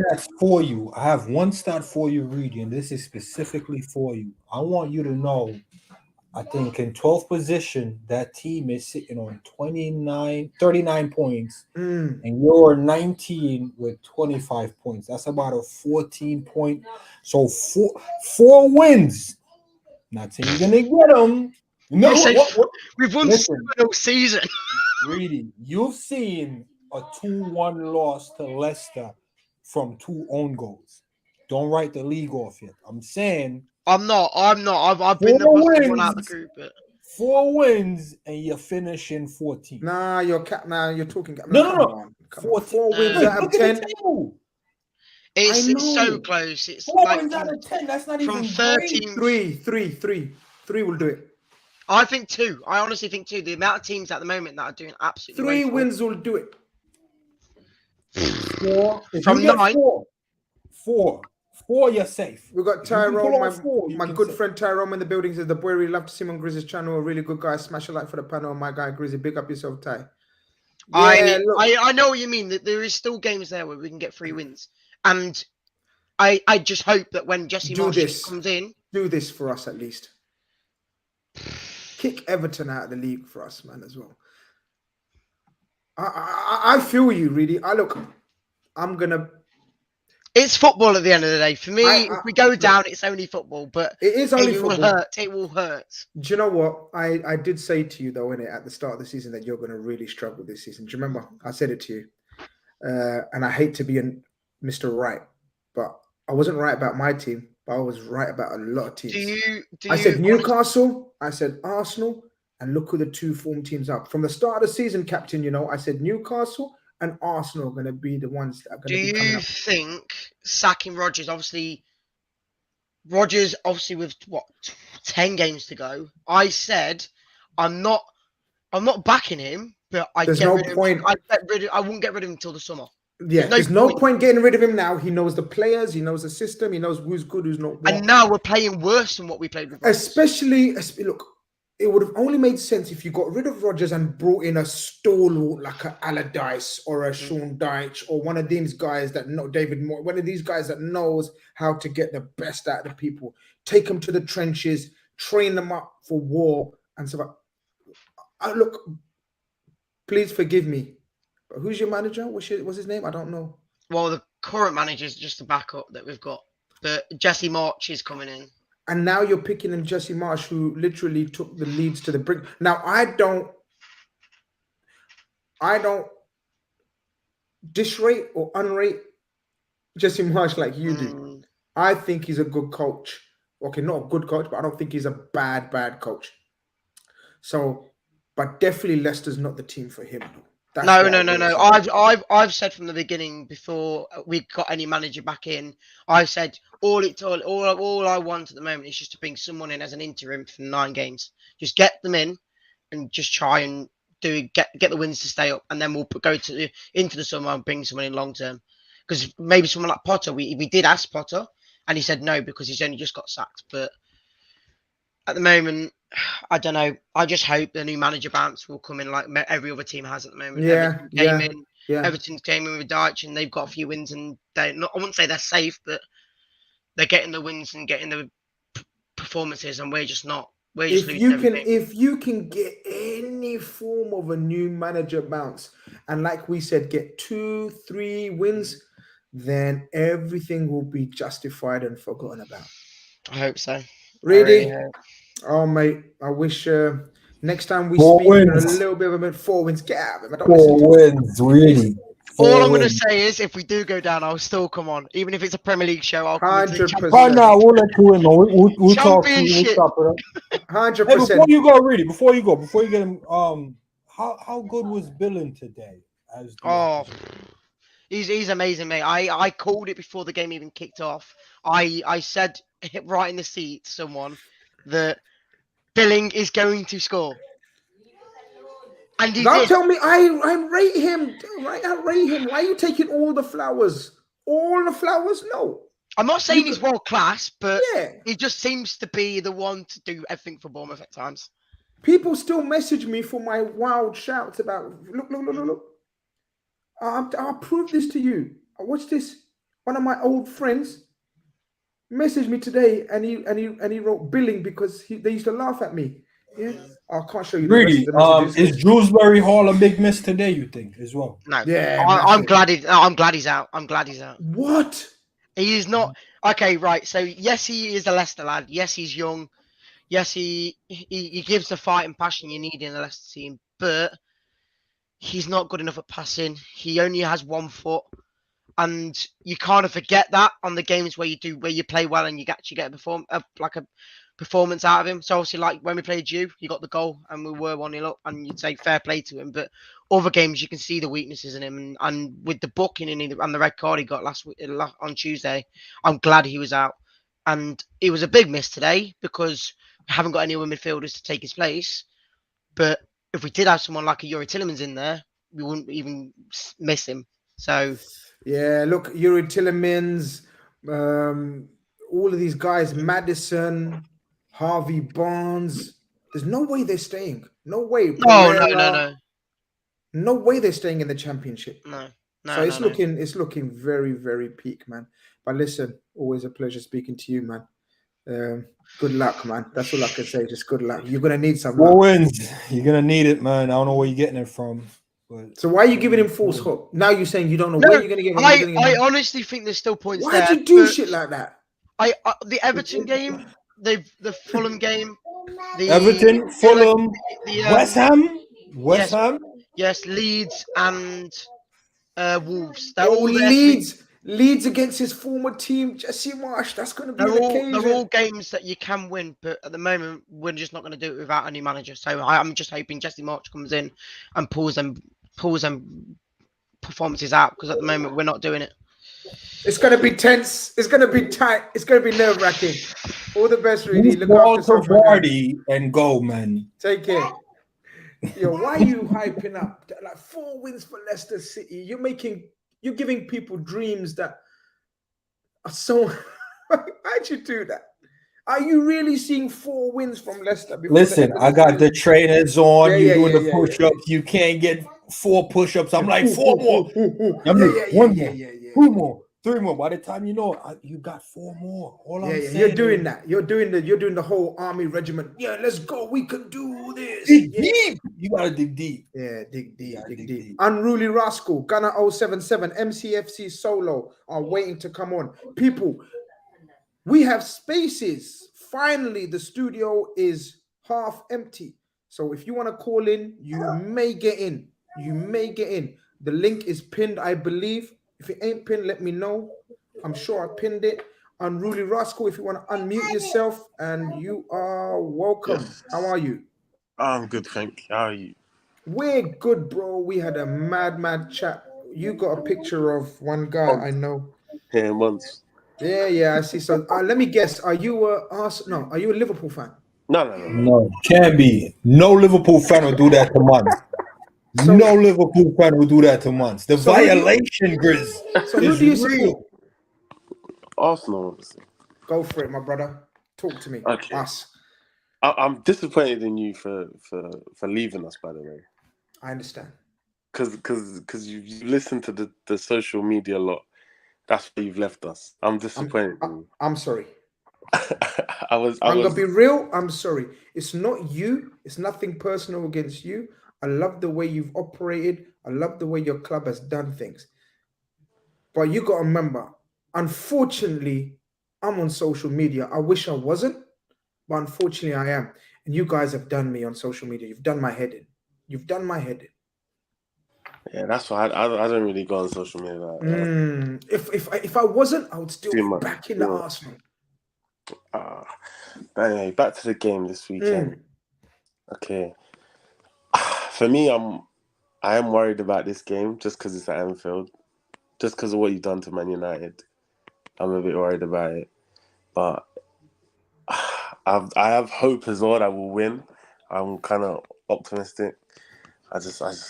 We need to win this game. This needs to be done to win this title, which I'm hoping we can do. Because City are putting more pressure. Even today, the goals that they scored just dispatched Southampton with ease. So we need to do our job. Get the 3 points at Anfield. And then hopefully go to City and get a draw at least. Just put pressure on them as much as possible. Can I wait a minute. It sounds like you're gonna give up if you don't get the points at Anfield. No. It's not. I wouldn't say we'd give up. It's just this is like it's a must-win game to prove to City that you're there. Yeah, that we're there. We're not gonna fold. We're still here. So this is City. We're here because we got the 3 points at Anfield versus City. We don't know because we didn't get the 3 points. So No, because can you give us a draw? City Is that what you're has saying? City ever done that? Gone to Anfield and won? Only in the COVID season. Yeah. They find it tough there. Empty, not when there's a crowd there. When there's a crowd there, they've never done that. It's a jungle. So if we go and do that, that then puts more pressure on City. They're like, oh God. So you need a soul of Anfield to face City, is what you're saying. You need to take out soul and go show it to City. Grizz, do you hear the talk that he's coming in with? He needs a skull to say City. Look what we did at Anfield. I didn't say we're gonna City fair. Take your saying, soul, bro. That's what I heard. That's what I heard. We need to get the win, just to prove to City that we're not just gonna fall. That's it. And I don't think you need to know. See, that's the wrong thinking, bro. No, I think we're gonna do it anyway. But I mean, as in, because. No, hear me out. You're focusing. This is the mistake that we made as well, maybe at some times or whatever. No, relax, Captain, man. Let me explain this. Nah, it's so true, but I hope you explain it the way I'm thinking about it. Okay, go on. You go first. Bro, just focus on the game tomorrow. That's it. Yeah, don't be thinking about what you need to prove to City and we need to show anything. If you do that, you'll come up short. Just focus on tomorrow. We'll hope you don't get what you're focusing on. But the point is, don't think about the win at Anfield to City. Don't try to connect them. They're two different things, bro. I'm telling you right now, with or without the soul of Anfield, you can still go and do your thing against City. Don't make Anfield the power you need to go face City. No, I don't think it's the power, but I just mean as in like the Sheikh is saying the Sheikh AFC says this guy's photo fits his personality. No, but if we win, then I'm just saying that it just means that when we go to City, we don't have to win. So 100. That's what massive boost. Yeah. No, we get the numbers point, the 3-point boost and all that good stuff. It's massive. You know, we're just trying to pull you out of character because the picture you put up as well, it kind of fits your description. Proper goes with what you're saying. Yeah, man. Because you're like, bro, tomorrow's gonna be long, or it could be good. It's like you're waiting on that. What they do these days, they do on socials. I'm not on socials, but they do this gender reveal. You're just the grandpa sitting in the back going, well, you don't want the suspense, but you're there for the family support. So that's how you are. Bro, you just want the points. You don't care about the performance. You're just like, let's get the 3 that's what I'm points. saying. I just want the 3 points. I don't care if we batter you or it's tie, whatever it is. I don't care. I just want to get the win and then move on to the next game. But yeah, tomorrow, if you win tomorrow, yeah. We were saying earlier, I don't know if you was watching. We said if you win tomorrow, we think that's 3 of the middle strong fingers of one hand on the trophy. Yeah, pretty much like what Turkish said. No, I told him that. That's why. I told him that. That's why. Well, you told him that. No, he rubbed that shit off me, you know. Go and tell Turkish. He robs my. That's my line. I told him on the Big Six, you got 3 fingers of one hand. He can't come out shit like that. Get out of it. But it's true. Yeah, I would see it because there's only after we play you lot, there's only one other game barring City. Newcastle away. Yeah, which is Newcastle away. So, and I think we need out of those 3 games, I think we need to win 2 of them. What about a Jorginho relapse versus Chelsea? Oh, you're so cold. The Chelsea one, I don't. Even if they get whatever it is, they've got Lampard. I don't. They're still not. A lot of these Arsenal fans. Every Arsenal fan is coming on and saying Chelsea. Nah. But this did you see them today? Did you see them? I hear you. They're giving you any confidence that they can actually play football at the moment. Like, really? Like, come on. I don't see them as a threat yet. Maybe in a couple games if they get things together, but right now I'm not worried about them. And it's at the Emirates, and the only team to beat us at the Emirates this season is Man City. So I'm more confident there. Fair enough. Doing that. Listen, just the way I see when I talk to Arsenal fans like you, I'm on your side. I'm on your side. Like, if I only knew Arsenal fans like you, I'd be on your side. I'd be supporting my son, because my son is like you. He speaks logically, rationally. He ain't one of these hype merchants. We've done this, we're doing this, and it starts talking down on other teams. But the Arsenal fans that I have come across have made me switch, man. I'm so sorry. I'm so sorry. Depends how old they are, though. I hear that. If they're in their 20s, then they're allowed to do it.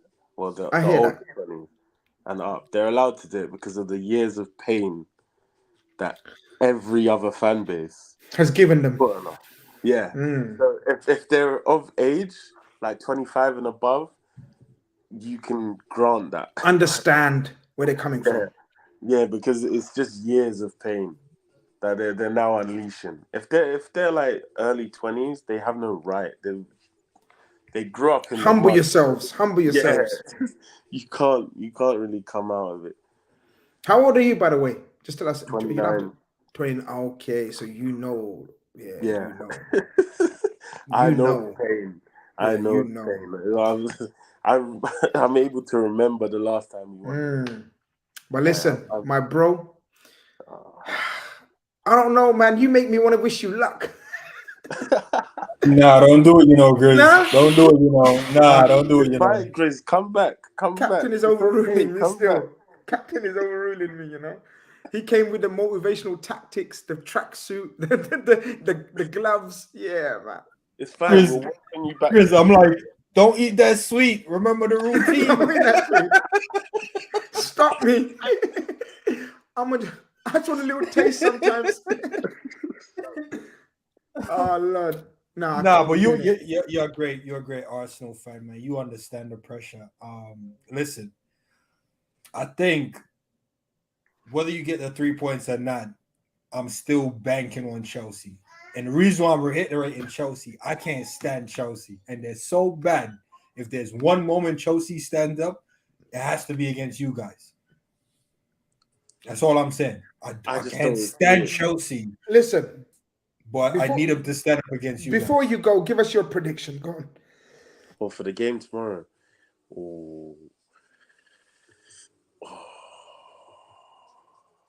Let me think.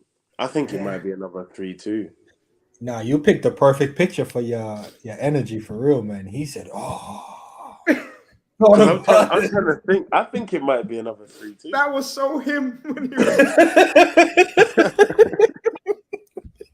when we asked said him. Well, the picture was when it was 4-1. That was his move. That 4-1. Fair enough. But listen, after tomorrow, good luck, and then we take it from there. But keep in touch. Call in another time, and then see how you've developed, man. Good talking to you, man. Check back in. Win, lose, or draw. Check back in so we can check on you for one. If your chest is fully out, I'm not saying show us, but we'll see. Take care, bro. Take care.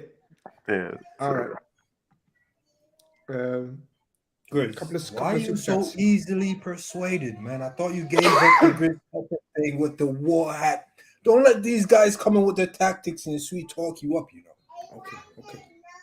Keep me going. All right. Kenneth still sends in a super chat. He says, I did speak on my Egyptian king like that. Okay, because I said to him, I hope you bigged up Salah like that, because Salah done it for 5 seasons in a row. He's been great, and I think Mane is not spoken about enough. But I do wonder who had a 30-goal season in their debut season. Just saying, you have to consider, bro. Zach sends in a super chat. He says, why doesn't Klopp change the formation when the intensity cannot be replicated? Midfield will be outnumbered, etc. Just curious the rationale why the formation isn't changing. Personnel, ? Health, ? Stubbornness, ? My bro, That is a fantastic super chat. But unfortunately, you've answered it all yourself. It's a combination of all those things. I don't think he's got the personnel that he trusts to change the formation. I don't think he's got the health of the personnel to change the formation. And I think there's a very strong hint of stubbornness, like there is in all great managers of stubbornness to change the formation. I think we were meant to change the formation slightly, but then the injuries hampered us. And then he had to, when injuries hampered him and the pressure got to him, he reverted back to type. Me and Zuberi have spoken about it. You go back to your, what's the word? The defense mechanism, the formation that you know that's worked for you, kind of thing. I think that's what's happened with Klopp this season. Yeah, 'cause he actually has personnel. You said it best, trust. So he has personnel. Doesn't seem like he trusts them enough 100%. to even want to switch. And then when he does switch, it doesn't give him the desired effect. Not like it didn't work, but he didn't get the desired results. It was like, can I use this going forward as well? Because I didn't see the right things in the right moments. Then he goes, let me go back to type. And when he goes back to type, it was like, well, if we tweak this, it can work. But then you tweak it, it doesn't quite work. But it was like, okay, let me tweak it this way. So he's almost chasing his tail around tried and tested formula versus sticking to something new that isn't necessarily working. I'm trying to find some weirdos in the chat, man. Let me time out a few people, you understand, here and there, making all kinds of foolishness in my chat. United Devil says, God's sake, Grizz, you do content. You put everyone under pressure. Smash like you bitches game of the season.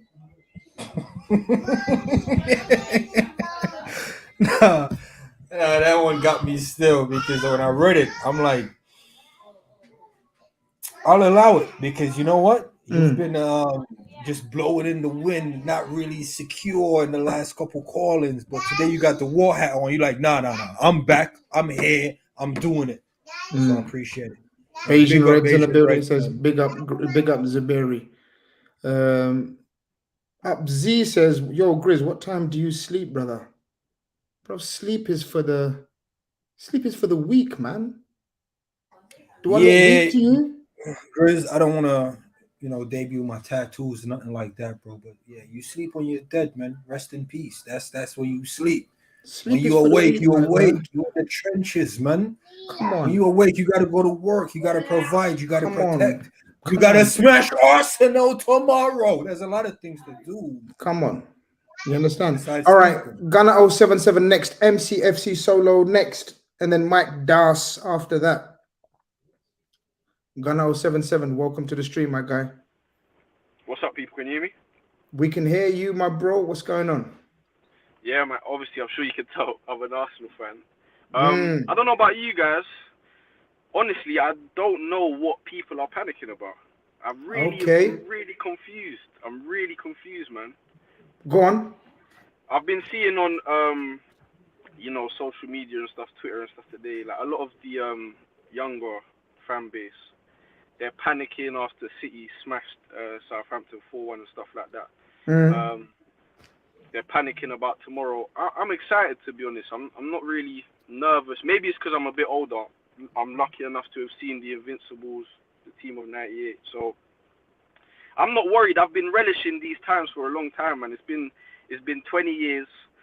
I'm going to the game tomorrow, actually. I was there at Anfield when Pires scored in the 68th minute to make it 2-1 in the 03-04 season in that wonderful yellow kit.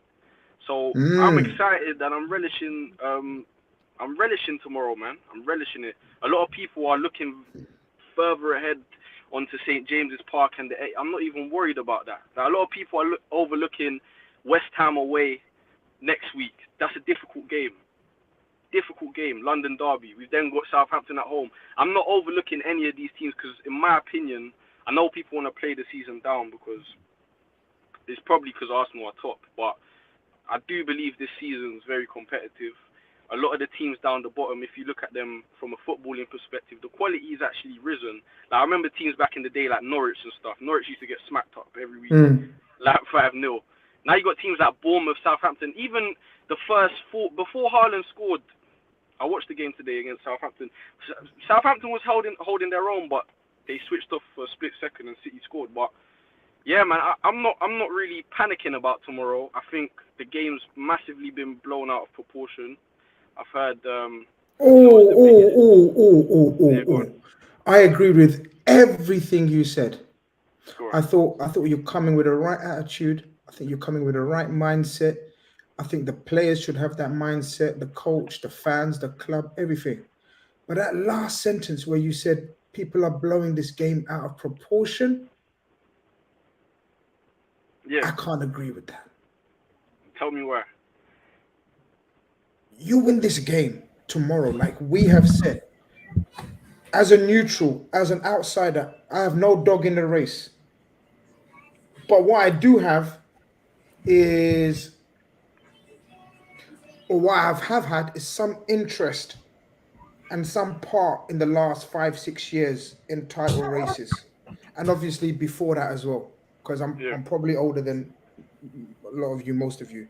So I've been part of title races beforehand as well, before the nasty period.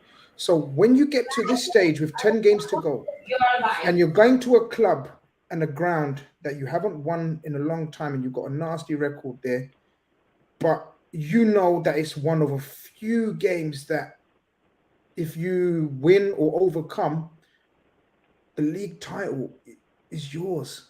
So you can't say this game is being overblown. The game is the game, bro. This game is huge. It's massive. I understand you go there and relax and you try to enjoy it because that's when you play your best football. I understand that. But then to say it's being blown out of proportion, Kalma, if we lose, we lose. No. No. It's not if we lose. If we like, I've heard a lot of people say they would take a draw. I'm not taking no draw. We need to go there and win tomorrow. Okay, why? Let me explain why. No, finish the sentence. Don't go anywhere. Because it's an important game. Don't go anywhere. Finish the sentence. We need to win because it's an important game. But at the same time, Grizz, the reason why I say it's being blown out of proportion, I think psychologically it's a massive game. However, when we look at it from a perspective of points on the board, if we go to Anfield and win and then drop points at West Ham away next week, it's all irrelevant at the end of the day. Do you get what I'm saying? So for me, again, when people are talking about the atmosphere of Anfield is ridiculous. However, we're not United, we're not City, we're not even an Everton. We are rivals. However, I don't know about you guys. I don't really have an animosity or hatred towards Liverpool like I do a United. Now you've come back to making smashing points, and I agree with you now. Now we're on the same track now. Yeah. Because this is what I've been saying all week. I've been doing so many Arsenal previews on different platforms, different channels. Big up all the people that have asked me to give my opinion. Humbled by you all. And what I said was we haven't got that animosity. Well, I know Captain has. Captain hates you with a passion. But the crowd, the club, the atmosphere, it's not the same for a Man City or a Everton or a Manchester United. It ain't. And I don't think tomorrow, I don't think it's going to be fire and brimstone. I don't think it's going to be fire and brimstone. That's what I think. Unless you guys see, the thing is, remember last season when Arteta tried to stand up to Klopp, and then Klopp said, "What? I don't have beef with you like that." But okay, and then he sparked the crowd, and we took over. Yeah. And I was at that game, and before that moment, it was calm. It was calm. It was like we was playing all right, you know, in the game, and then you guys switched it and smacked us up. That's my point. So you're right. Yeah. I agree with you that the game tomorrow doesn't mean much for us. I'm not gonna lie. Captain might think different, but I don't think it means much. I think it does. Just a bit of pride for me. You know what? If you guys win and beat us tomorrow, I think you guys could potentially get top 4. So wait. Now I gotta jump in. No, I'm gonna give you the floor anyway, because I know you was listening and I know you were disagreeing, agreeing. So go on. So Guna 077, you're saying, you don't know why people are blowing this out of proportion. Grizz brought you back to reality. Now you're saying, you understand because this game can give us a run in for top 4. Bro, let me tell you this right now. You cannot name me a team that won the league by winning at Anfield. This isn't some little childish pride we're playing for. This is heritage we're playing for. How dare you win the league by winning at Anfield? And I know you're trying to downplay it by, oh, what if we win at Anfield and lose at Southampton? Then you're bottlers. That's what that means, bro. You can't come win at Anfield and lose at Southampton, bro. What are you talking about? This game is hyped up for one reason, and you've answered it as well. Bro, this is Anfield. No one has ever won the league by winning here and sing, we're gonna win the league the way we did at Man U. No one has ever had the cojones to do that. Only Liverpool can do that. And I think Arsenal have an opportunity to do that. And that's why we're gonna smash you guys 3-1 and sing, you'll never win the league, and then go on to smash you 4-1. Because if you guys are winning 4-1, you should be in your right to sing, we're gonna win the league. But you as a fan telling me, oh, but if we win at Anfield and lose at Southampton, then it means nothing. Bro, that means this game is right where it needs to be. It's a big occasion for both you and us. You and us. I'm just saying. It's a big the last occasion, time you beat us, bro, the last time you beat us was 2012. And everyone is giving me that prediction. Yeah, 2-0. Yeah, I remember. Yeah, someone in the chat said, yo, the last time someone won at Anfield and won the league was 1989. Fun fact, bro, that's when I was born. So unless you're going to show me something I've never seen in my lifetime of supporting Liverpool, bro, bring it. But if you're not bringing that, bro, I'm just saying, dial it back a bit and respect the build-up that this fixture has. Because if you can't do that Anfield, bro, you don't deserve the title. That's what I'm saying. Because certain Arsenal fans saying, yeah, this is the official passing of the torch from Liverpool to go challenge. No. I wouldn't go that far. We've still got a long so way to what go. What would be your statement as an Arsenal fan then? What does this game mean to you at Anfield? Don't think about the other fixtures, but what do you think this game is? Just a calm game, 3 points? No, it's not a calm game. Obviously, it's one of the big three games, if you want to consider it that. But I think psychologically, it will give us a massive boost for the rest of the season. But for me, when you're in a run-in, every week is your biggest game. West Ham away is a massive game. Southampton at home is a massive game. Every game is important because we're playing for the same 3 points at the end of the day. I get the psychological aspect of it.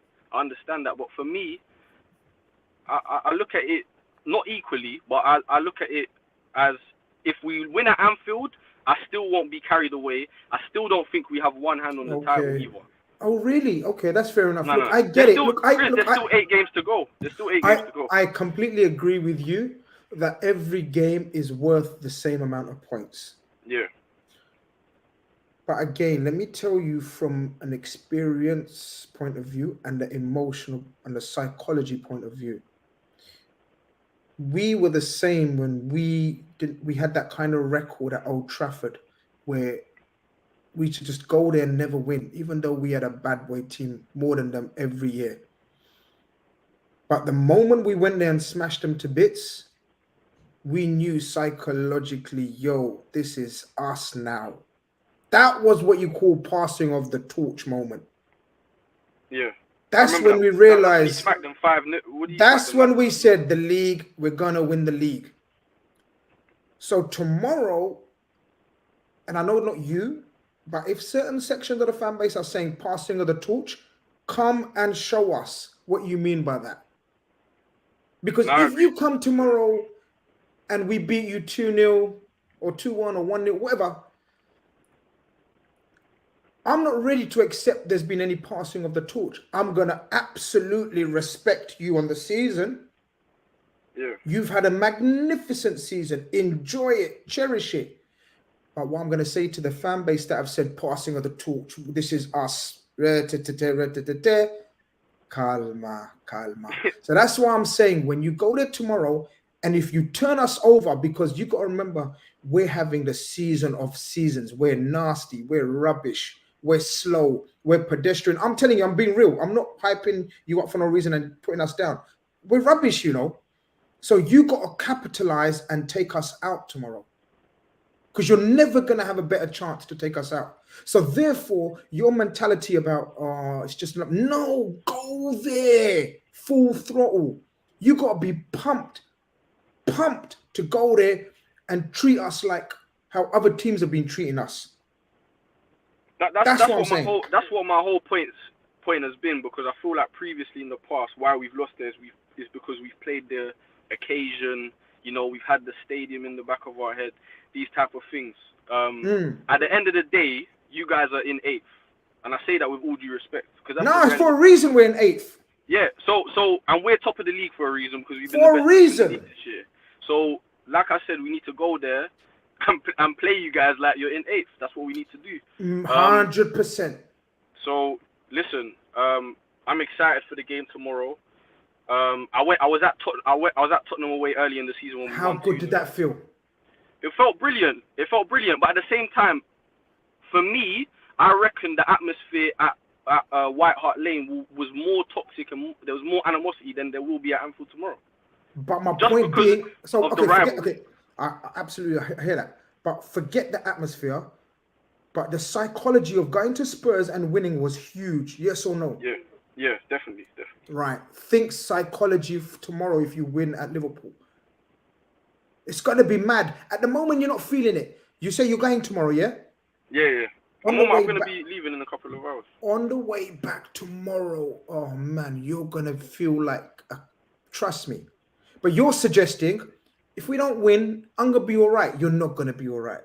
You're not going to be all right. Listen, if we win, the pressure will mount massively. But at the same time, if we lose, the pressure will mount. But if we win, I still don't think the league's over. It ain't over. That's what I'm saying. It ain't over. And I'm going to use my brother's saying, it ain't easy. It ain't easy. Tell you that. It ain't easy. Big up, Saeed. Welcome, Saeed, to the chat, man. People, you already know. What are you telling me? Bro, wait, listen, we've had the maddest call-in show, you know. Ask Captain, yeah, sick. Some mad, brilliant callers. And my brother Gunner's going to the game tomorrow. He's nervous, but he's respectful. He's keeping it humble. You know what they're doing, though? This is almost like the therapy. Therapy. You're giving them... I don't know why you start giving them therapy, man. I am. Zuberi's killing them. Nah, Saeed, don't throw me in there, bro. Man. Nah. Why are they coming on here thinking...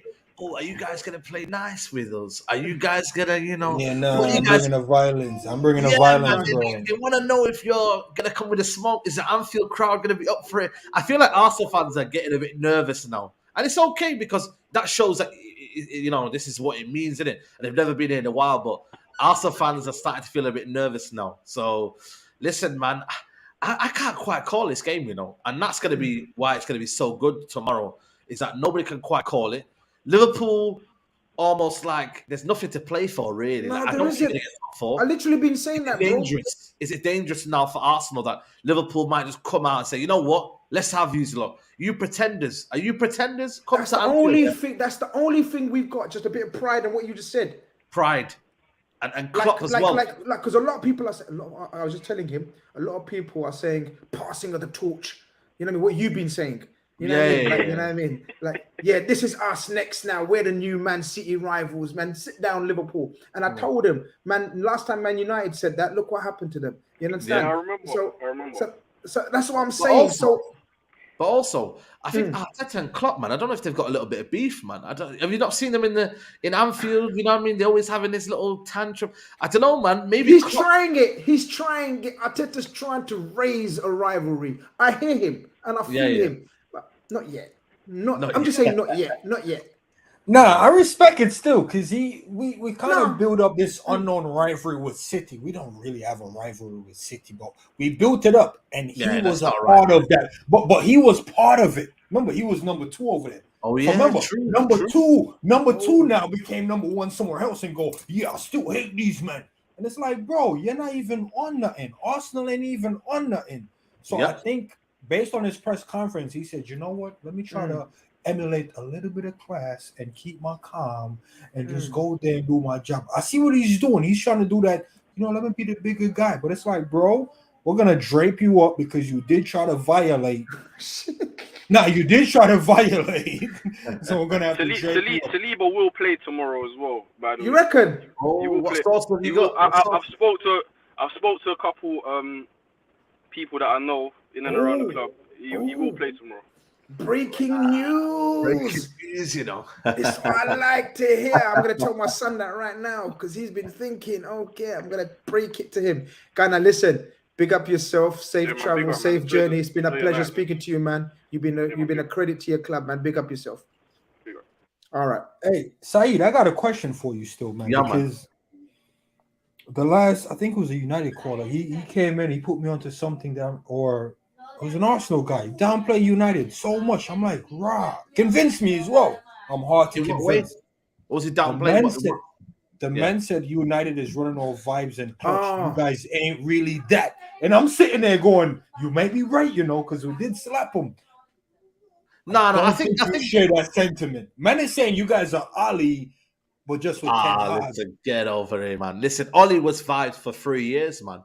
You know what I'm saying to you? This is a manager who's proven at Ajax, who's done it at Ajax, who's built successful teams at Ajax. You know, he's done it on the Champions League stage. This guy is proven. He just needs to have his, you know, gradual process, if you call it. Like, you know, I mean, I don't want to use that word process, but we're looking at 8-9 months into what the manager's doing. Like, come on, man. Like, he's not got his team yet, man.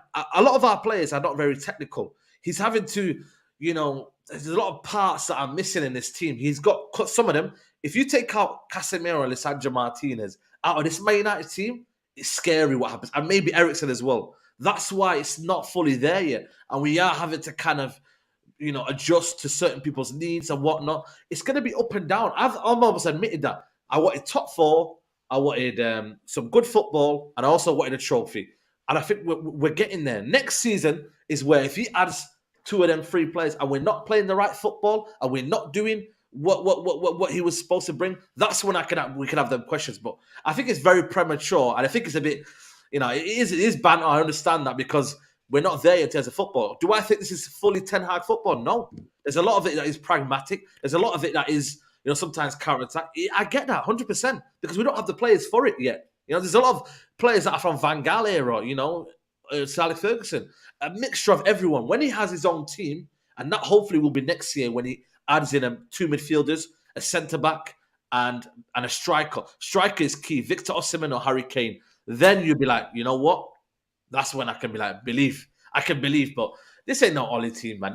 Oli was, bro, he was literally counter-attack. Like, literally. There was no kind of build-up play. It was counter-attacking football. You know what I mean? And that's what he did. He built it off it. Rashford, Martial, Greenwood, Bruno Fernandes, you 4 winners a game. And that's all it was. So, yeah, I wouldn't. I was having this exact conversation in my WhatsApp group as well with Liverpool fans in one group. And they were saying, do you rate this Man United team? And I said, yeah, I do rate them. They are different from the Oli team. You know what I mean? They're not the finished article, but they have improved. They're still relying on moments, but they're not Moments FC like they were. Like, I think you called them Moments FC. Moments FC. Moments FC. That was Moments FC. So this team has got a bit. This team has got a bit more. People, still over 400 of you in here. Madness. We're going into our 3rd hour. We're going to run it. We're going to finish it in about 10 minutes. 10 minutes left. Smash the like button now that your boy Saeed is in the building as well. Come on, man. Like the video. Come on, Saeed in the house. Thank you, Grizz. We love our clubs, people. Come on. Freestyle football. Yeah, that's what he called it. Freestyle football. Freestyle football. Yeah, freestyle football. Mike is 2 callers left. Mike and MCFC Solo. Mike, if you want to unmute yourself, I'm going to bring you into the stream. Mike, how you doing, my friend? Where are you calling from and who do you support? I'm calling from Connecticut, America, USA, and I support Liverpool. Big up yourself. How far is Connecticut from you, Captain? Depending on where it is about 35 to an hour and 45. I'm actually looking to move to Connecticut. So Mike might be a neighbor. So, you know, we'll drink together. Oh, shit. Great. Small world, my friend. Good luck, Mike. If Captain's moving in the neighborhood near you, good luck. I'll have to keep my eyes open. But I wanted to make a couple points and then pose a question, if that's okay. With regards to the season, I don't really want to talk about the Arsenal game because I think it's kind of meaningless at this point, and you know, top 4 is out of the question. So I'd rather look at the bigger picture. You know, first of all, I just want to preface it by saying that I'm just a guy in a chair and I'm not an expert. So, you know, I don't mean to talk out of my bum, if that makes sense. I hear you. But I think that a lot of the players are getting a little bit too much stick right now, outside of Jordan Henderson, who I don't think is getting enough. But for the most part, I feel like a lot of the fan base are neglecting the fundamental piece of the team, which is the system. Like, how can we sit here and expect these guys to perform when they're not being put in a position to excel, if that makes sense, right? Like, Klopp is continuing every week with the same tactics, the same formation, and he's expecting a different result. It's Einstein's definition of insanity. So I don't feel like it's fair to point at Mo Salah and say, do more, even though he's got, 30 goals this season in all competitions. And I don't feel like it's fair to look at Darwin and say, hey, do more, when he's playing outside of his natural position, when he was playing off of another striker at Benfica.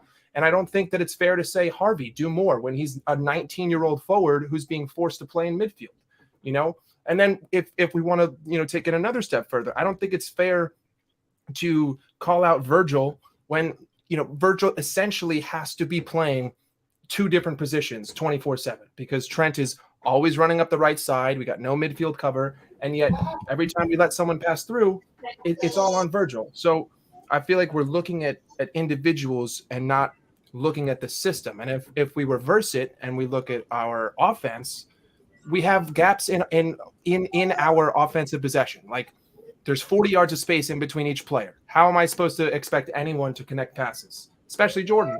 And how do I expect us to score goals when, if you look at the last two seasons, we don't score from possession. We either score from set pieces or we score from transition play in counterattack, or just straight up transition through the midfield. We've never have been a team that scores in possession, yet at the beginning of this season, it looked like we were trying to play possession football, which didn't really make a lot of sense to me. And Thiago, I love the man to death, but he's not adding anything. We're just as bad with him as we are without him. So, for the rest of the season, personally, I would rather see us try something new, because I think that Jurgen is trying to revert. He's added Gakpo. He wants Gakpo to be Bobby Firmino, and he wants Darwin to be Sadio Mane. But I would rather see an evolution, not a reverting back. And honestly, personally, as a fan, I would rather see us try something new the rest of the season and lose every single game than continue to go out there and play a 4-3-3, because I don't think there's any evidence to say that if we got Jude and we got Ugarte and we got Kone and we got Guardiola and we got Frimpong and we have spent $600 million this summer, I don't think that this system would be any better. I don't think that those players are the answer. But sorry, No, you're good. You're good. You made some very, very good points, and some I agree with, some I disagree with. I'm going to very, very quickly give my opinion before Captain takes over. Saeed loved it because he was gunning Liverpool, so he was loving it. Like, no, I'm joking. I'm joking. I think it was very refreshing to hear that. I know you were very honest. Mike, man. I wanted to stop him, but I wasn't agreeing with most of what he was saying. No. My counter to that would be the evidence to suggest that the system doesn't work is far less than the evidence to suggest that the system does work. The evidence to suggest that we haven't got the personnel to play the system is overwhelming, in my opinion. Jurgen Klopp's system has proven to be successful. We have won the Premier League, the Champions League, the FA Cup, the League Cup, being in numerous title races in terms of 90 plus points playing his system.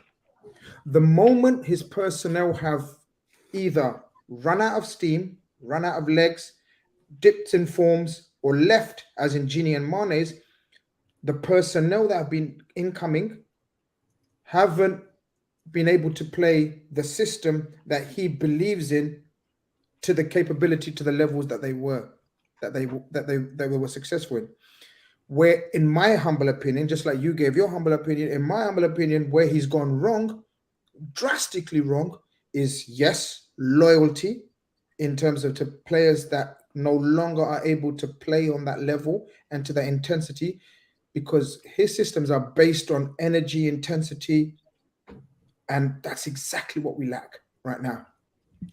And I think there has been an attempt at an evolution with the signings and the replacing of Mane, Gini, with the likes of Ginny, the likes of Thiago and Harvey replacing them, which is chalk and cheese. Ginny was just a bionic machine. Sadio Mane, a pressing machine, replacing with Nunes, total different types of players and strikers. So yes, that's where the mistake has been. But I think to suggest that the system should be scrapped and that there's no evidence to say the system works, I feel is totally wrong, because I've seen it with my living own eyes that the system has worked. The players replacing the system or refreshing the system hasn't worked, and that's been a disaster. Don't know if Captain wants to come in on that. Sorry, go on. No. Go on, Captain. The one thing you didn't mention, Mike, and look like I'm gonna have to get to Connecticut sooner than later. But the one thing you didn't mention was the defensive shape. You touched on it with the Virgil playing two position, but he's not really playing two position. Virgil is kind of what he did great for us was just be a destroyer. When we get cut open, it wasn't like, we're worried. It's everyone is out of position. We got cut open, and there was Virgil to deal with. I remember, I think it was Alvarez at or whatever his name is at Inter. He was just one-on-one with Virg alone. It was just them two on an island, and he goes, "Yeah, I don't want this." So that's what Virg has been for us, and he hasn't been that for us since his injury with Pickford. But the defensive shape, every team you watch in the league, you watch that team, and you can be like, "Oh, look at that defensive shape running back. Look at that defensive shape going back." With Liverpool, it's like, "Oh, raw, we're getting. Oh, wait, what's that? What is he doing over there?" We're all out of shape. There's no position for us. So defensively, there's no defensive shape to Liverpool. There's never have been. We've never had a good midfield. We've had plugged whole midfield.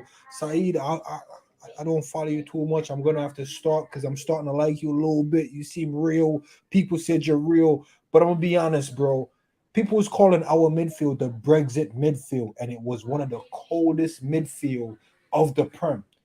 It wasn't great. It wasn't stacked with talent. I get the personnel's not great, 100%. But but it was effective though. Yeah, but we've never had a good midfield. So now we don't even have a Brexit level effectiveness. We don't have defensive shape, and people expect us to cook. That's the only two things we don't have and never really had.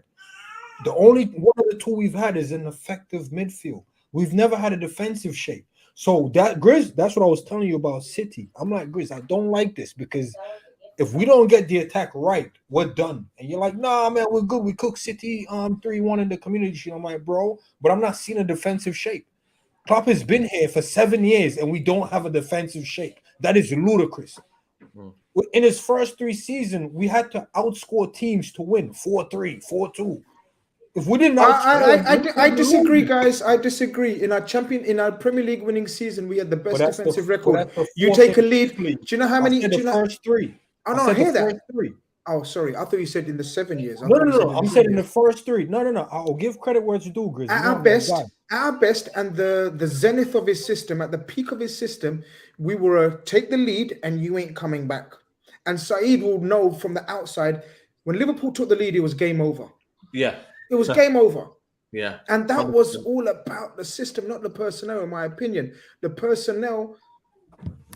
Look, we've given our opinion. Saeed, you was going to say something before we let Mike finish. Yeah. Mike said the final I think Mike made some good points. I think everyone's made good points. I think where I disagree with Mike maybe is there has to be some accountability for the players you mentioned. Yes, they're getting dragged to the system and, it's not their fault. But I think there has to be accountability on the players. As much as we want to all blame Klopp, there has to be accountability on players like Virgil van Dijk, whose levels have dropped so much. But I'm not going to lie to you. I do think I agree with him in terms of evolving in terms of the system, the tactics. I do. I'm not going to lie to him. I think Klopp has been foul wanted this season. I think he's been stubborn with his tactics. Where it hasn't worked, that's where I'm looking at him. I'm thinking, where's his flexibility in terms of his tactics? And he hasn't got that. It's almost as if he's like, you know what?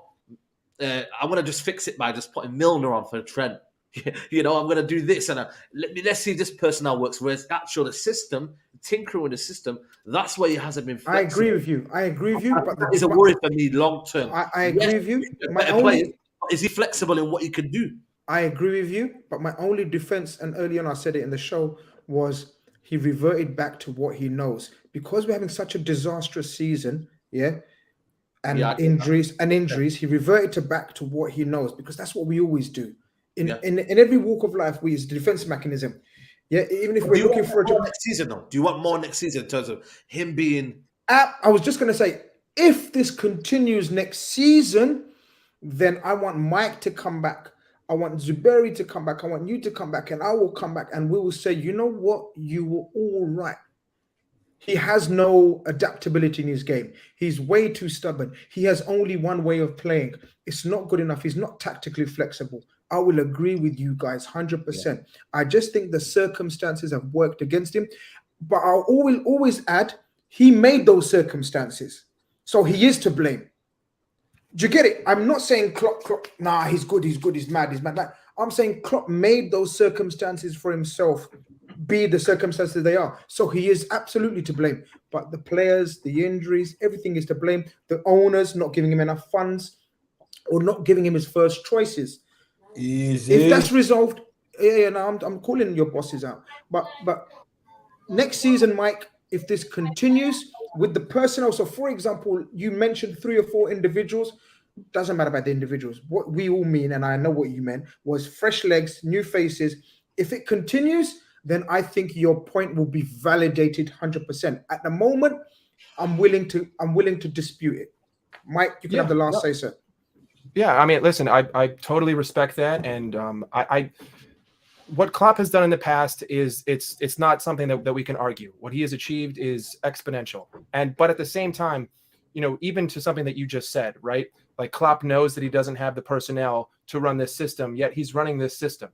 What I'm basically saying is that I would rather see Klopp just do something different. Like I know for a fact that that you cannot run this same system the way that you used to, but yet you're continuing to do it. And to me, that's the problem. And I'm not saying that is a problem. I agree, but I also think that's a defense mechanism. Captain, the first one to mention this a few weeks ago. He said it about a month ago. He said he reverts back to type what he knows. It's almost like a panic or last resort.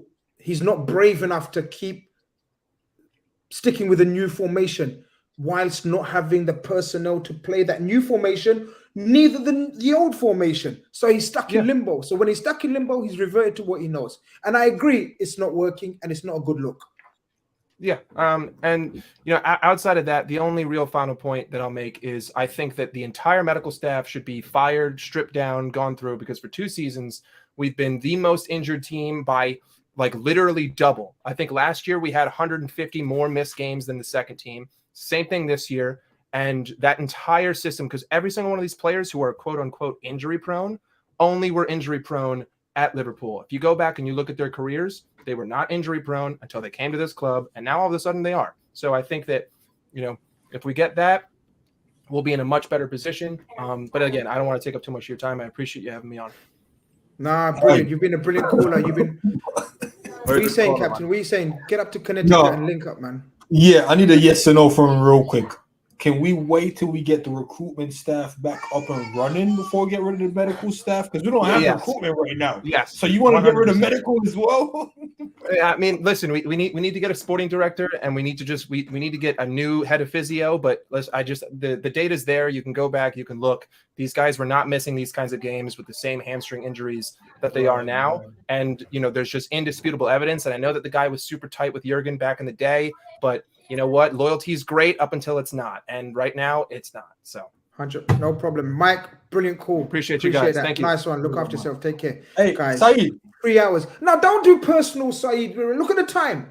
Nah, man, Saeed is here. I need an answer for Saeed. The reason why he's an we smashed him, we ain't gonna see him for. But I need an answer for Saeed because I need one last ammunition to put in my magazine for the trenches, Grizz. Grizz, me and you in the trenches every Saturday. Saeed, your manager comes out and says it's harder to find answers than it is to find questions. Does that mean he's reached his limit, or that mean he's answered all the question there is to answer? I think it's a bit of both, but I think right now he's buying his time, innit? He doesn't have the artillery right now, and there's a lot of questions being asked to him, and you know what I mean. They want with Ten Hag, he doesn't give you clear cut answers, does he? None of the great coaches do. None of the top managers do. They want to leave you puzzled, man. He's a manager that keeps you puzzled, and that's why the journalists they don't really like him in a minute, and they're ready to kind of gun him down. Any minute they're gonna hate him even more. They're gonna hate him even more. They're gonna hate him even more, man. I'm telling you, man. They're not gonna like this guy, man. So you know what I mean? I love it because at the end of the day, we've got prick journalists, man. I don't like the journalists that we've got.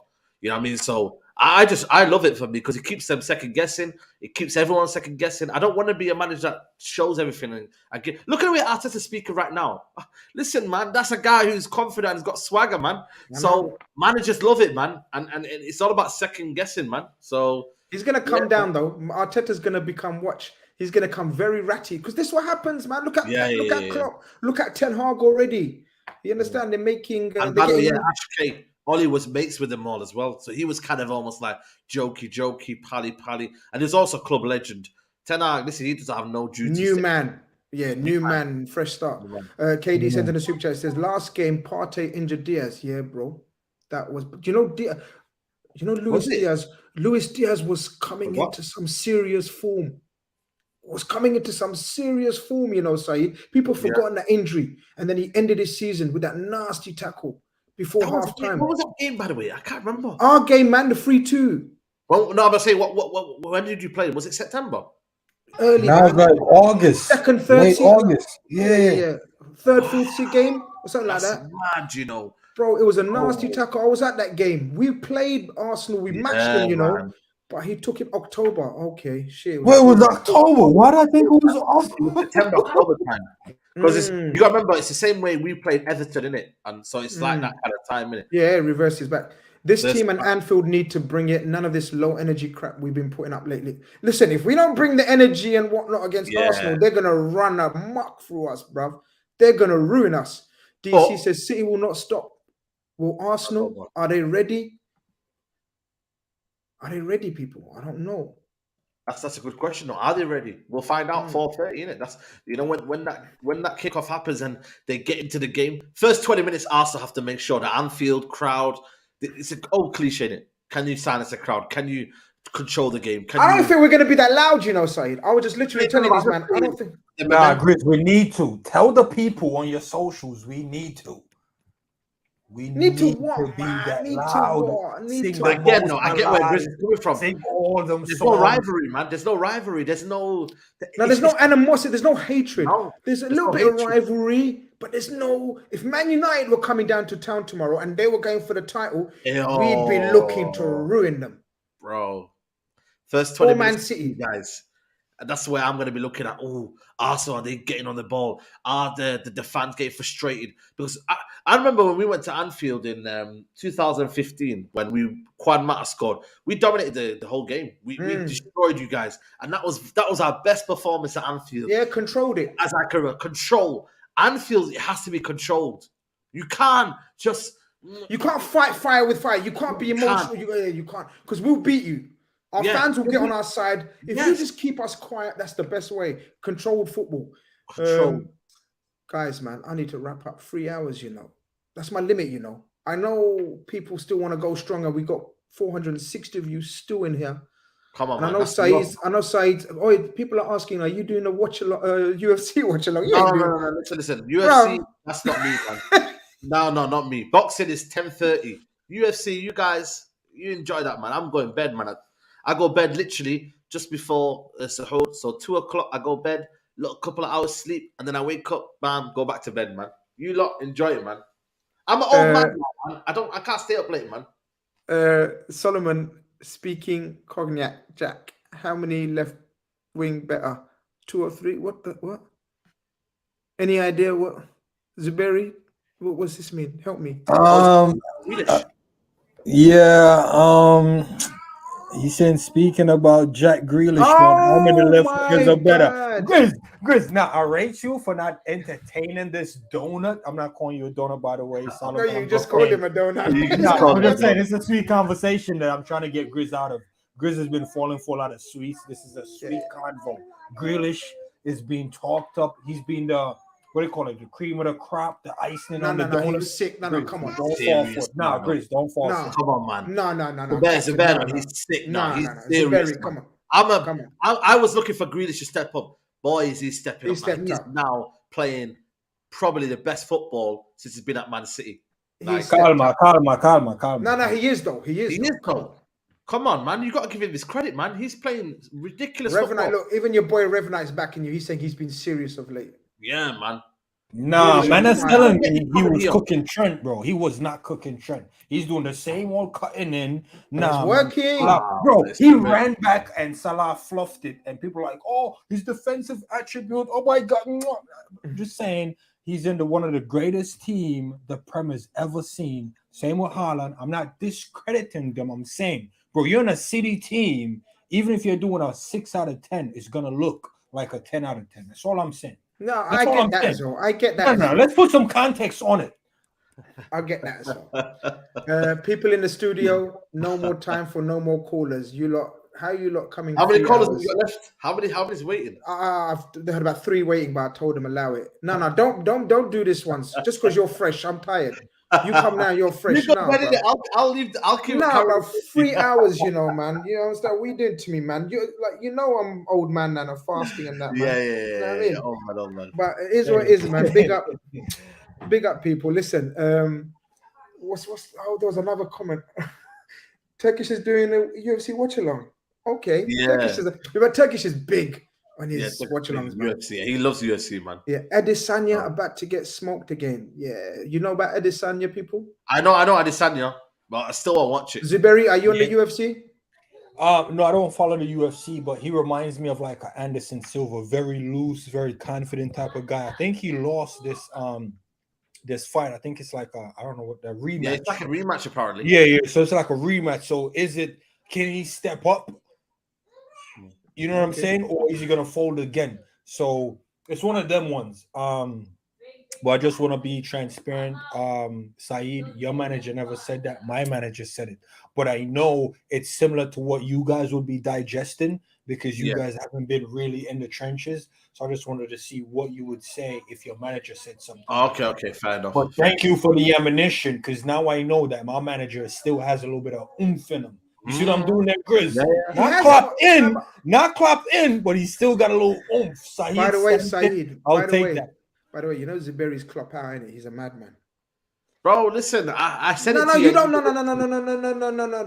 Don't. I'm trying. Zuberi's clop out. So he's nasty like that. You let me clop out, you know. He's lucky I'm still got him on this show, man. Clop out. Listen, man. He prefers FSG, you know. He's pure FSG in. Whoa. Wow. Yeah, that's what I'm saying. Bro. Nah, we're talking about managers. Don't bring my boys into this. Because they're American. He's got a different manager and FSGF cooking. Yeah. I see. I see. Who would you want, by the way? Who would you want if to replace Klopp?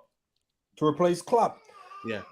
Watch this. No. Out of respect for Grizz, this conversation can go 3.5 hours. Saeed, we're gonna have to connect some other way. Yeah, definitely. Grizz ain't ready for it, by the way. We can't have this conversation in front of Grizz, by the way. Okay. Not yet, anyway. Not yet. I might look. At the start of the season, when we Grizz is 50-50, you know. Saeed, let me give you a bit of context. At the start of the season, after the quad hype, then we won the Charity Shield. So you remember I was pumped, innit? Remember I was like, we're gonna challenge everything. Zuberi came on the show, the first ever show, the first ever calling of the season, and said, Grizz, we're gonna have a stinky season. And I was like, what?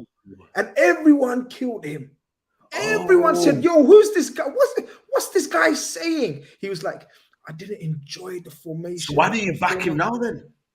No, but that's what I'm saying. So he's been the only one who's been proved proper right. He had chest from the start. He's not one of these guys that no. He said it from the start. He said, yo, I was like, yo, I'm seeing visionary. I'm seeing Nunes score. I'm seeing Liverpool bang. If everyone stays fit, we could be cooking. He was like, I see something and I don't like it. He was like, I don't like what I see in Chris. And everyone thought he's joking or he's trolling. But look who was right, bro. Big up Zuberi as a kid. Nah, you guys are saying you make me feel weird, bro. I don't enjoy this, bro. It's my team. I wanted the people to back me and fix the problem, man. I'm not trying to take credit. That's a good fan, though. Not a guy who's doing it for himself. That's a good plan, though. Side, it's like you seeing problems with your team. You're like, yo, can we fix this before it gets stink? And then it gets stink. Like, yeah, no, let's all praise Saeed for calling it, bro. I don't want it. That's how people felt when I felt about Ollie. I wanted him gone, but I didn't want it to the detriment of the team. I wanted it to be. I just wanted this to be a serious football club, and that's where Zuberi's coming from. You know what I mean? Zuberi Nostradamus, brother. Man. I'm telling you, man. That's the right your name, man. You know you can edit your name, Zuberi. Why do you instead of the captain? From now on. No. I'm the captain because I'm leading the Clap Out army. You know, I'm a leader out here. End the stream. He's captain of the Clap Out, army. He's oh man. Just when you thought it was safe, Saeed. I'm telling you. People are saying for Clap Out, not on my watch, man. What are you saying, man? Allow this Clap Out business, man. See, people are coming that day, to see the hashtag Clap Out, man. I'm waiting for that day. I know, but see, but you see what I'm saying though. But opposition know that that's the best thing for them. Because in your heart of hearts, Klopp's serious. In my heart, I never thought it would get to this stage as well. By the way, but if this got, remember what I said on the other show, and I think we still on Rivals Talk. I said if this isn't by game week 6, if we're still nasty, then I'm gonna be on that train.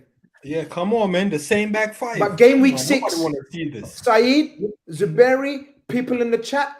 Game week 6. So I'm not even saying. When did the pictures come out, by the way? Yo,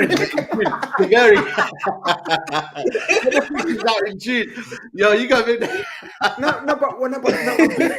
I'm being realistic though, guys. I'm not even saying until Christmas. I'm not saying until Christmas. So I'm saying I want 6 weeks. But that's not October, isn't it? That's not October time. That's fair. He better fix up. That is fair. He better fix up. And what I mean by fix up, he better put pressure on the owners to get the players that he wants. I mean, part of that. So I'm not just talking about 6 weeks in the start of the season. I'm talking about the summer. He needs to be on their neck all summer. Yo, July 1st. Money? Yo, July. Where's my player? Yeah. It's preseason. July 1st. It's preseason. Where's my boys? Yeah. Where's Jude? Yeah, where's Jude? Where's all these mans? I need my mans. He needs to be calling me July 1st, 12:01 a.m. American time, so I can get to Boston and sort this out for him. Yeah, you need to go and see your bosses, man. You need to go and see your people in America. But people, listen, everyone right here, smash a like. Because everyone smashes a like right here, we'll have a record amount of likes. That's all I'm asking for you to do. Smash a like. It's been a bad boy stream. Enjoyed it. I don't know how I managed to do 3 hours, man. Oh, it's sick, But time flies, Saeed. You already know. Time flies, man. They say when you know why? You know why? The chat's been proper engaging. We haven't had no dickheads, no people troubling, no causing, no trolls. It's been wicked chat. Arsenal fans, Chelsea fans, United fans. That's why it's calling showing it. Best calling show on YouTube, man. That's 100, man, 100. I'm telling you, I'm saying it myself. It's the best calling show. You already know what time it is on Saturday nights. Calling Khan. Saeed, what you got coming up tomorrow? You doing the watch along? Let the people know. I'm gonna do the watch along, man. I'll be honest with you. I'm just gonna enjoy it, man. So tomorrow, what's your prediction? Tell the man them. Hey, what's your prediction? Tell the people them. I've gone for a 2-2. I think it's gonna be a classic Premier League game. 2-2. Okay, take the safe route. People say I'm taking offense, but I think it's gonna be a classic game. Premier League 2-2. Saeed, I don't support fence sitters, but I'll jump in your stream when we're 3-1 up, and I'll leave some comments still. Listen, you're there. 3-1 up. Okay, Captain, 3-1 up. I think I said. What did I say on the show, man? 2-1. 2-1. Yeah, I said 4-1, but at 3-1, we're gonna sing. You never leave. Nah. And we're gonna sing. You never win the league. He just wants to sing. You never win the league to them. It's gonna be beautiful, man. If Arsenal lose that game, it's gonna be a meltdown. No, you win. You win anyway. Win. Yeah. If Liverpool lose, you're coming for me. If Arsenal lose, I'll be honest, I'm not really coming for you because I'm just like Liverpool are done. I'll be more disappointed in you if you did put up a fight or something. That's why I'm going to be disappointed. See what I'm going through, people. Like Saeed don't even give a shit. You know, like how last season or seasons gone by, when people used to say, "Make sure you cook Saeed." I was like, exactly. What? That's why I've gone now with you. Now Saeed's like that with me now. So people, Captain, people used to say to me, make sure you get what for? Saeed, I ain't going front. I'm not like Grizz, bro. If I had seen you after that 7, After the 7, you'd have been well done. Not no medium rare, medium, none of that medium well done to burnt, bro. Well done. You know, by the way, burnt. yeah, David De Gea is in for the Golden Glove. I know. Crazy. Numero uno. What are you gonna say then, bro? A lot of people are saying we're gonna come for the De Gea haters, and there was some people were saying you. Listen, we're here. You still want him out? What the hell? Yeah. Oh no, you're a fan. Sorry, I beg your pardon. Sorry. My heart. Yeah. Come on, man, Grizz. I'm the leader of the numero uno, man. Yeah. You're the De Gea. That one. You're the De Gea man. Yeah. All those people. But you know what? To be fair, though, it is because of the defense, though. It's a team game. When you have clean sheets, it's because your backline is good in it as well. No, but he makes saves, bro. He does. Yeah, he does, man. Fair enough. Like I said to you, he's a numero uno, man. I will always respect David De Gea, man. It's just something that I just won't let go of, man. And I don't like the disrespect. That's all it is. So, yeah. Listen, this has been Calling Khan Saturday night, people. Captain Saeed's joined us at the end. All the callers, big up, mad love. We out.